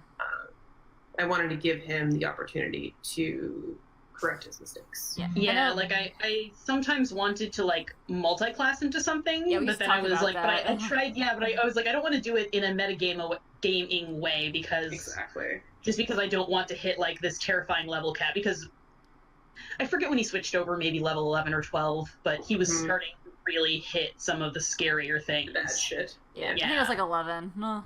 Yeah, I think it was 11. 11 sounds right. Yeah. All right, next question. Best guesses at the Magic Eater's identity. It's Beyonce.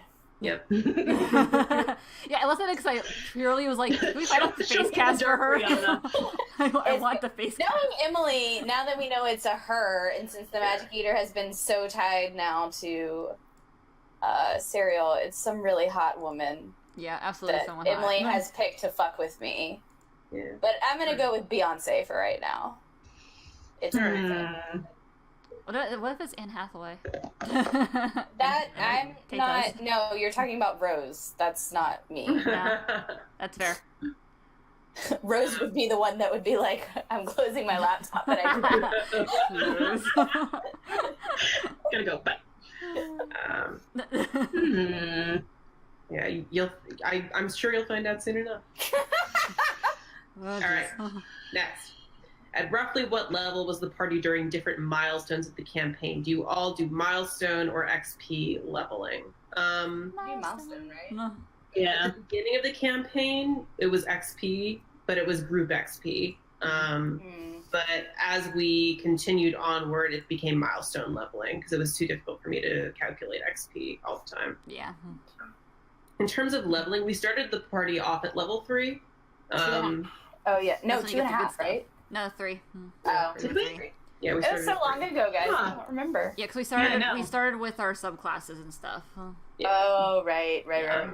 So we started at level 3, and then I believe that I forget exactly what level everyone was. I think in the Slayer's Take, everyone was like level 6 or 7.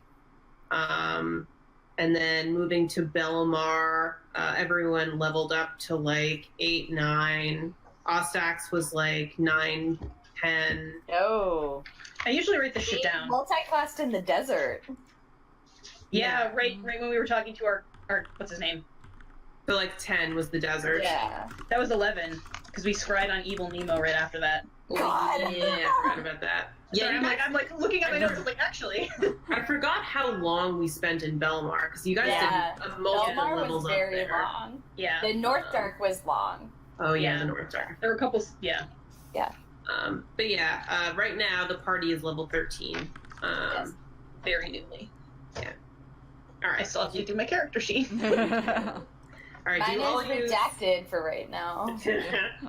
Do you all use Roll20 or other visual maps? Is it Theater of the Mind? Emily, any tips for engaging encounters or stories? Players, any tips for milking narratives? We don't use Roll20 or visual maps. There, at one point, I thought about.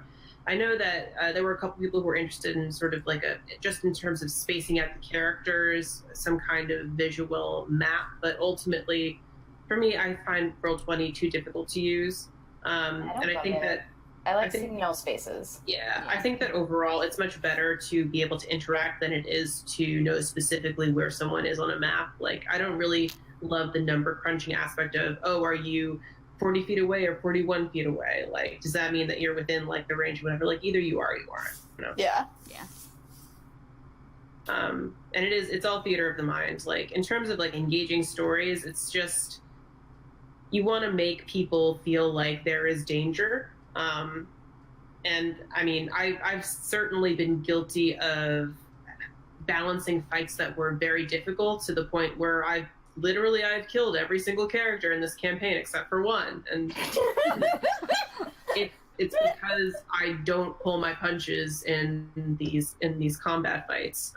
And I think that makes everyone kind of, rightly afraid when they go into battle, like maybe you won't be coming out alive, so people pay attention. As far as like milking the narrative as a player, I think it really depends on what you want out of the game.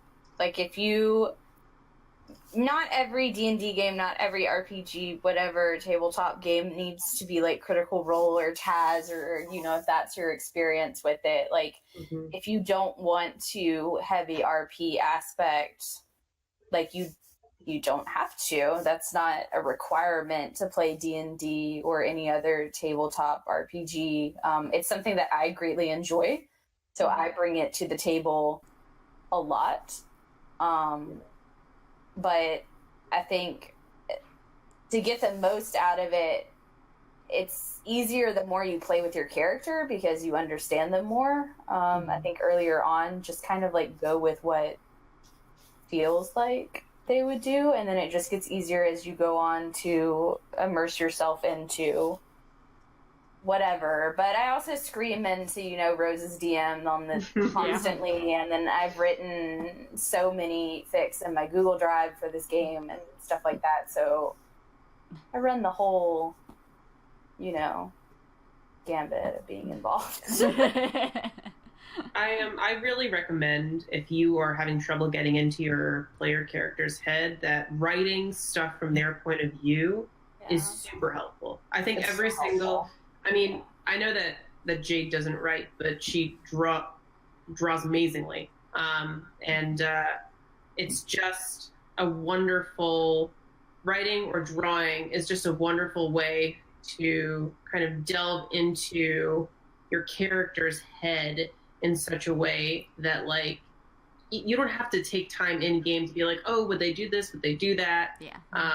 And it's just like a nice, fun, sort of safe way to sort of deep dive into your character. Also, weirdly, this is kind of silly, maybe to some people, but probably Pinterest honestly helped a lot. Like sometimes just like staring at Pinterest for like hours, we just like kind of like, actually no, that applies. No, yeah, that worked. That's definitely like them. Yeah. And like sometimes also honestly just being able to talk to the other players, and just talking with them about stuff, and then it kind of helps talking it out and going like, oh, this is how she would respond in this situation, or like, oh, do you feel that way? Then she would feel this way in that regards to that. Like, just definitely. Yeah, at the end of You go, Amanda. Okay, I was gonna say, like, I've only written a handful of fic compared to like I know Jordan in particular has written a shit ton. Like, It's so many. yeah, no, like I've written some, but like usually at the very least at the end, what I find helpful is to write down like how Nemo is feeling and probably what he's going to do next. Like both as a matter of note taking, but also just to be like, Your sticky note. yeah, like my sticky notes, or as I have a whole link of like email where I will like randomly have a thought and I'll be like, oh fuck, like Nemo would do that, or like that is a thing that Nemo might do in the future. And I don't get to all of them, or not all of them come true, but it's really helpful to, when you are starting up again, be like, oh right, like I'm really pissed off but also depressed and I was gonna go yell at the Raven Queen. That's where I am right now. Yeah. Yeah, I also think as far as like narratives go, as much as like getting fully immersed in your character is good, I also think, and we've talked about this a little bit, but like that separation between player and character, I think can be really helpful. Like if you don't take everything that happens with your characters incredibly personally, it opens up some options to do stuff that like have interactions with other characters that might be like fights or awkward, or like do shit that is kind of fucked up. And like knowing that you can do that and trusting the other players in your game are also gonna like kind of meet you there and understand that, I think is really important. Like I think a lot about like when Julian asked Rowan not to bring him back and he died, when he basically tried to suicide by way of incineration. Like that decision was like, I hated it. I hated every minute of it. I was desperately hoping that he didn't die. I was furious with him, but like I knew that even though I had done that like fucked up thing, everyone would kind of like be there and it would like be okay in the game. So trust is, I think, just important. Yeah. It's one of the most important things at the table, for sure. Yeah, and everyone kind of being interested in going as hard as you can, because I have played with people who are not as interested in role playing or don't have like, and now we're role playing, and that's like, for me, that's not as much fun, but like if that's more of what you're into, that's also good. But All right, we only, I think, have a couple more questions left. All right. This is fun, but I need to get another break. I'm wondering if you could elaborate on your creative process for the world you made, the regions you created, your take on the planes, basically how you went about world building. We kind of touched on it earlier. I feel like we did touch upon this earlier. In regards to the planes, that answer is fully redacted. My plan did not work. But in terms of world building, I often would think of NPCs before I ever thought of the city. I would be like, okay, well, I know that I have Carver and Salome as these antagonists that I want the party to come across. And then I was like, oh, let's think about the kind of city that would be built around this particular story arc. That I knew I wanted a masquerade ball. I knew I wanted nobility and revolution. Oh, the ball was so good. Sorry. We need That a was better very good. ball. There were certain key parts of that arc that I knew I wanted, and I fit the city to the story that I wanted to tell. As I sort of went through the various story arcs, I knew that in Belmar I wanted the Rowan backstory characters to have a pretty prominent role, but also the Clasp needed to have a very prominent role, and there was the Silent Isle and Mount Mercy that need to have a very prominent role, which is where the whole Pirate Regatta came in. And then in terms of Ostax and the Witchcomb and the Crossroads, that was a little more, I built the place before I truly settled on what was going to happen in those regions. I always knew that Dentalion was going to be in that region. I didn't know exactly where. I always knew that the sort of the People Forest would be there. The question of how Fenn's family fit into it kind of slotted in pretty early on into the campaign, but after I created the map itself.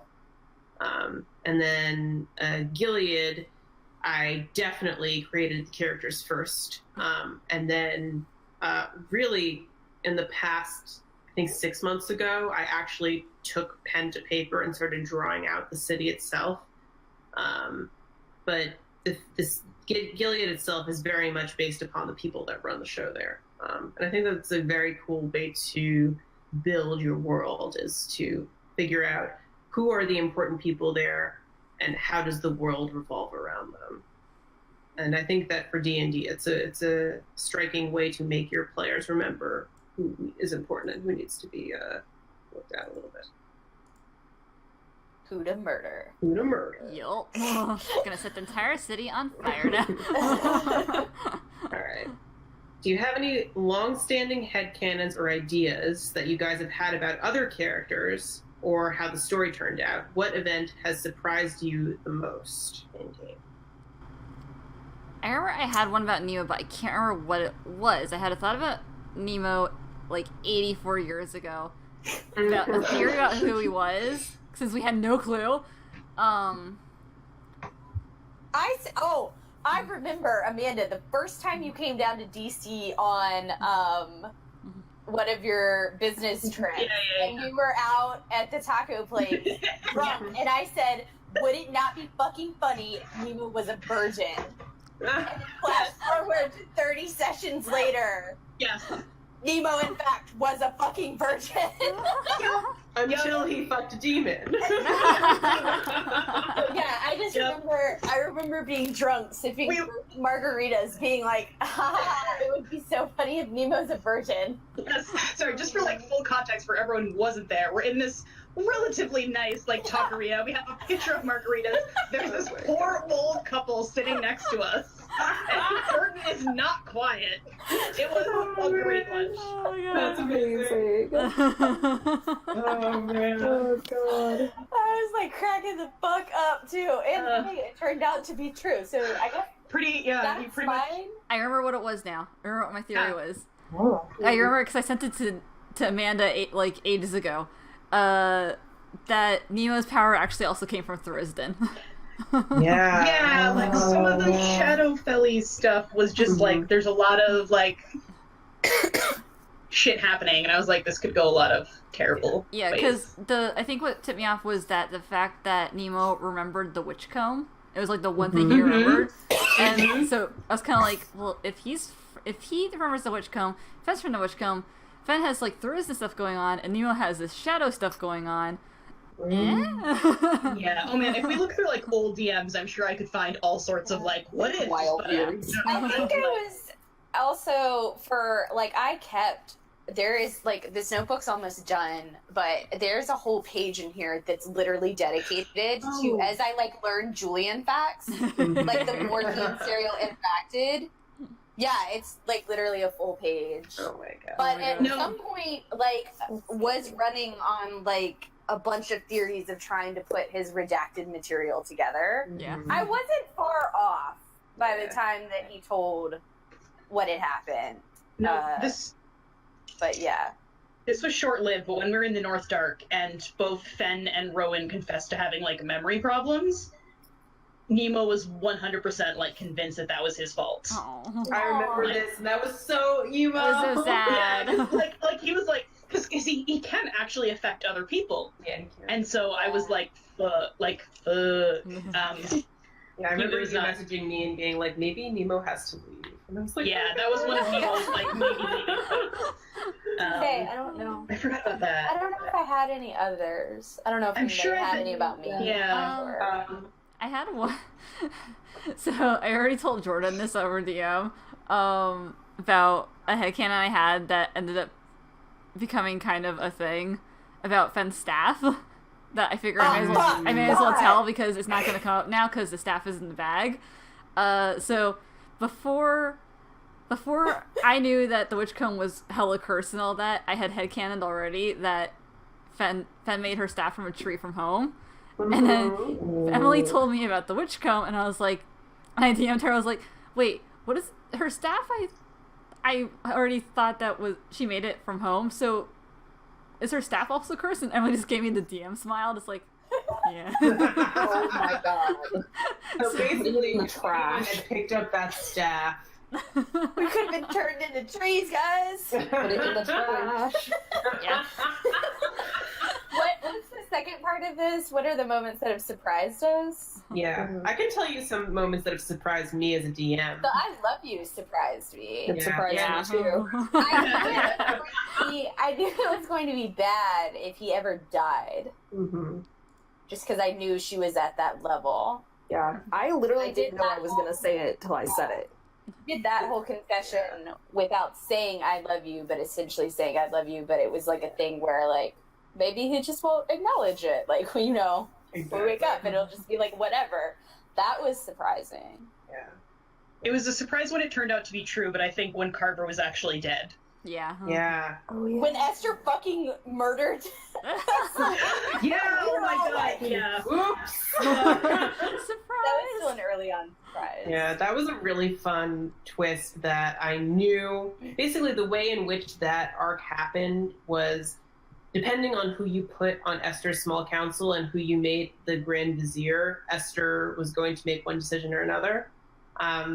But if Saskia had anything to do with it, she was going to influence Esther into killing Celine. And I think that Esther was so vulnerable at that time that it just was enough to push her over the edge, literally and metaphorically. Yeah. Emily, what are the surprises that we've done that surprised you? Yeah. Let's see. In the I love you really surprised me because I thought it was never gonna fucking happen. Real. When Nemo finally, since like the Slayers take and they got the Book of Souls, in the back of my head I was like, if Nemo ever fucking reads that book, he'll be trapped in it forever. In my head, I was like, I wonder if they'll ever do it. I wonder. It was like Chekhov's gun sitting in the bag of holding. And then finally, Nemo was like, yeah, I gotta read that book, gotta find out. And I'm like, because I had a whole session. Was it a surprise that lasted that long? I know. I had a whole session planned out. If by happenstance this exact scenario happened, because if anyone else did it, they could just read the name out of the book. But if Nemo did it, they'd have to go in. So I had this whole like labyrinthine maze session with the Sphinx at the center planned for if they ever did that.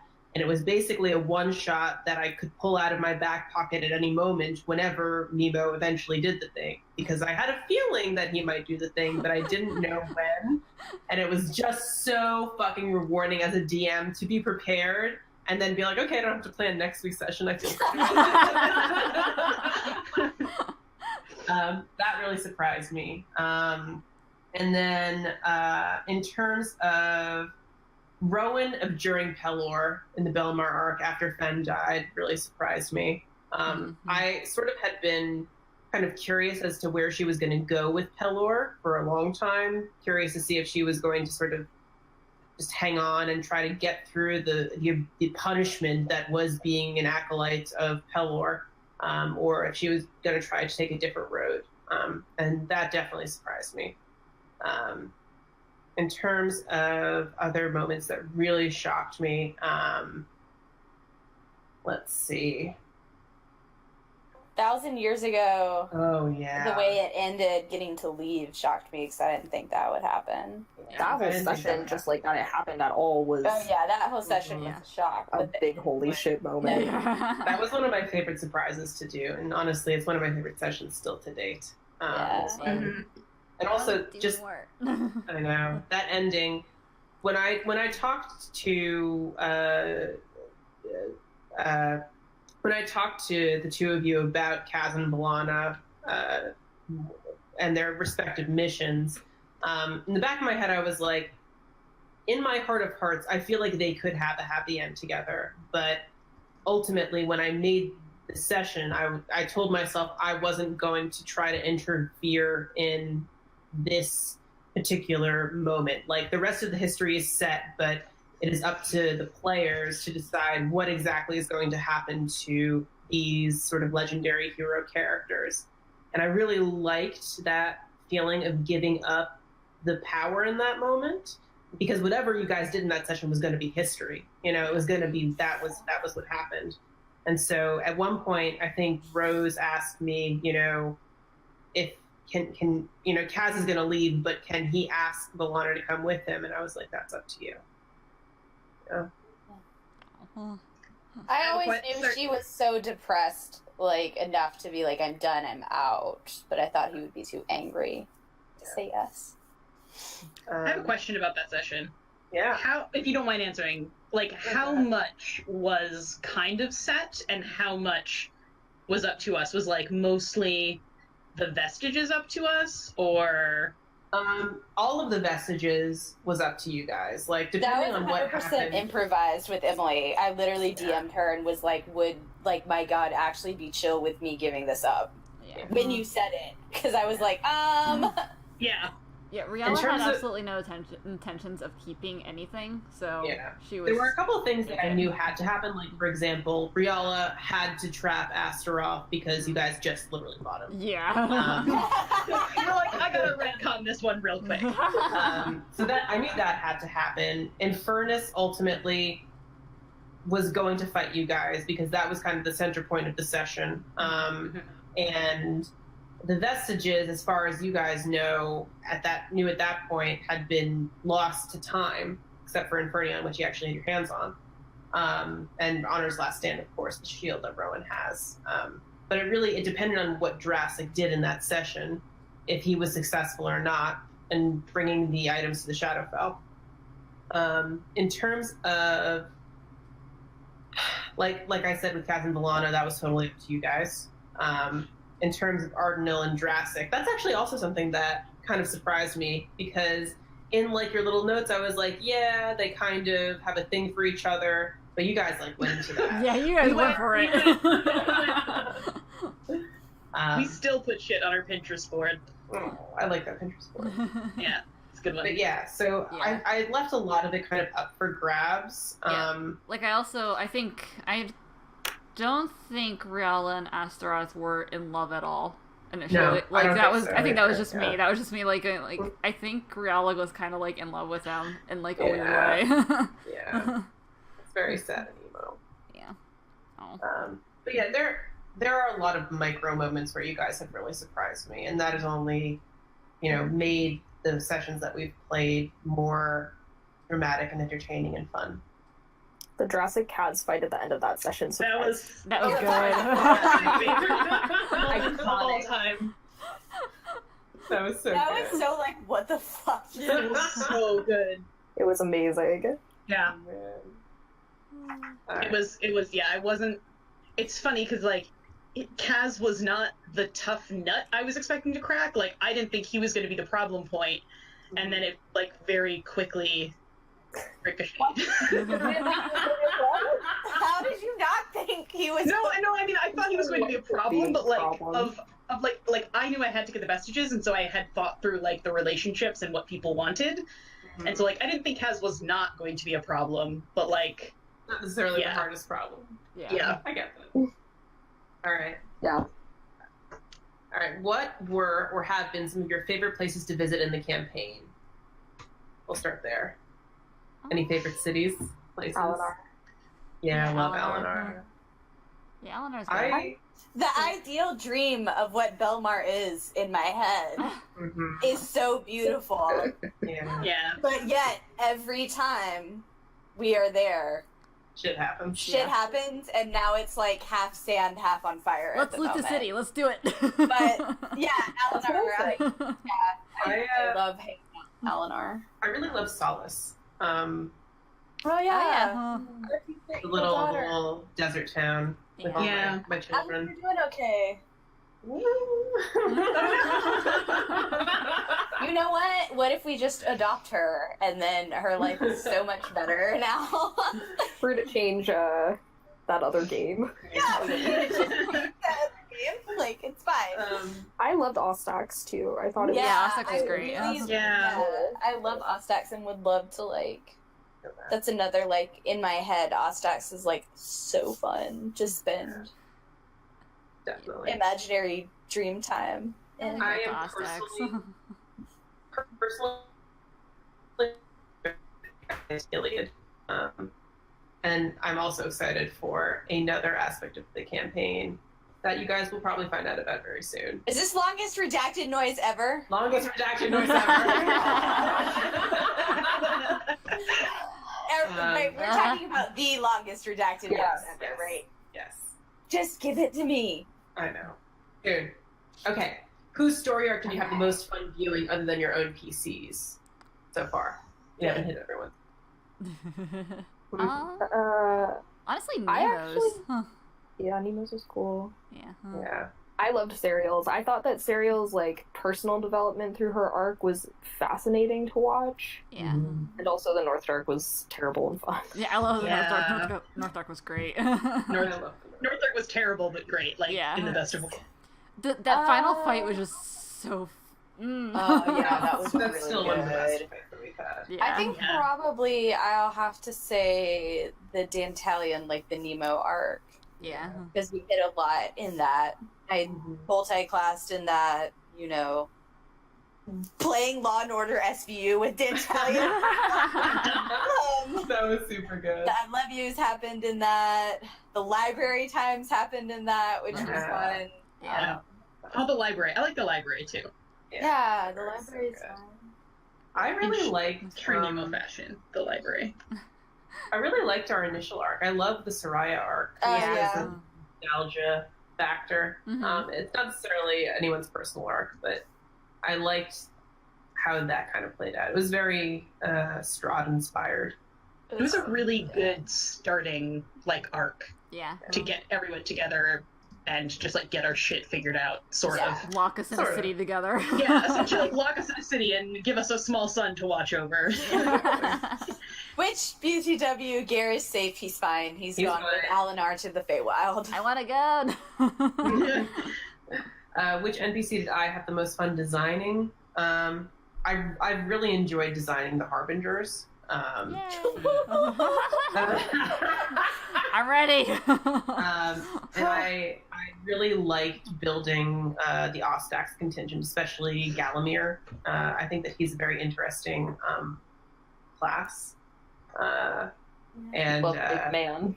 yeah, and Rain, but Rain more because I've slowly love but surely come to love them so much. We love Um, Rain so much. We do. Yeah. But yeah, the Harbingers right now are my babies. Oh boy. Last question. I know we're all enthralled with the current campaign and Lysander's eventual return and happy ending. Cough. Are there any tentative ideas in the wind for next campaign? Good question. Right now, my ultimate goal is to complete this campaign.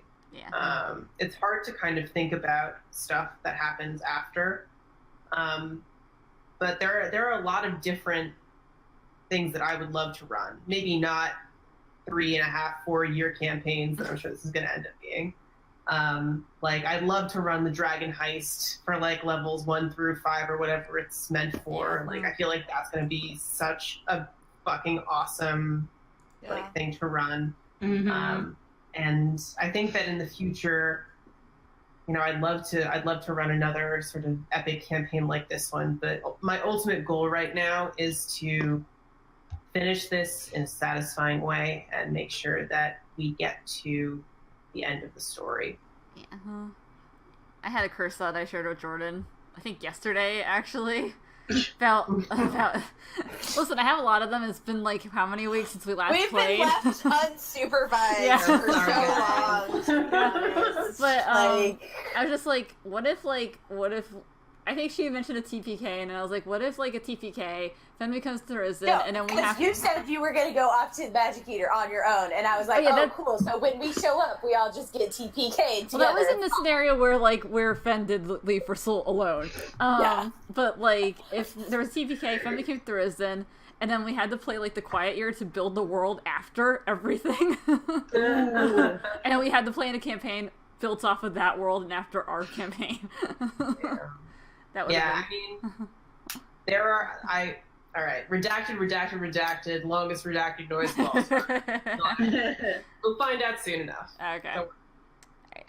Okay. That is the end of our questions. Yeah. Thank God. Yay! Unless anyone has questions for... Oh yeah, do you have questions for me? Yes. I think I did, but I don't know them now. I'm too tired. I do have one question, just because What's the question? we literally just mentioned it, and I have it written down so I wouldn't forget it. Jade. Because Typhane had mentioned Soul like 84 years ago. If we had actually made it to Soul, and Fen had actually gotten in touch with Ioun, how much different would her ship be right now? Very different. There was an arc in Soul that was planned for Fen sort of closing of her mind. And basically, there were a bunch of arcs that they weren't necessarily throwaway arcs, but they were arcs that you needed to have met them before the sort of end game kind of began. And anything basically in Soul is a biggie because as you can kind of Can't really get there right now. as you can kind of tell at this point, there's a big problem in the middle of the desert. Yeah. And depending on, you don't know what you're going to find there. You don't know if Soul is even still on the map at this point. But yeah, if you had got to Soul, there would have been like a monk training montage. It might have been cool to see Fen multi-class into monk. Yeah, too. I thought about that. I did think about that when she told me about that. When she mentioned monks, I was like, exactly. And basically the idea would have been to instead of these sort of potentially very powerful objects that might keep Fen from becoming a vessel, it would have been much more like occlumency training. Are there any of those like kind of closed arcs that you can get to? That Soul was probably the biggest one. I'm so sad. I know. We asked you 5 million times, Ben. I You know. won't No one asked her. No one literally ever asked her if she wanted to go to Soul. Stuff kept happening, and we had to go other places. No. That's At the not end of the true. Soraya arc, Zerial for asked sure. her many times, do you want to Yeah. use your brain? No. Yeah. I'm not letting you get away with that answer. Yeah. I mean, it's the kind of thing where there are a lot of sort of tentative arcs that I thought about. Like, there's an arc in Estelond. If you guys had made your way to Estelond and kind of infiltrated the city there. That's sad. Yeah.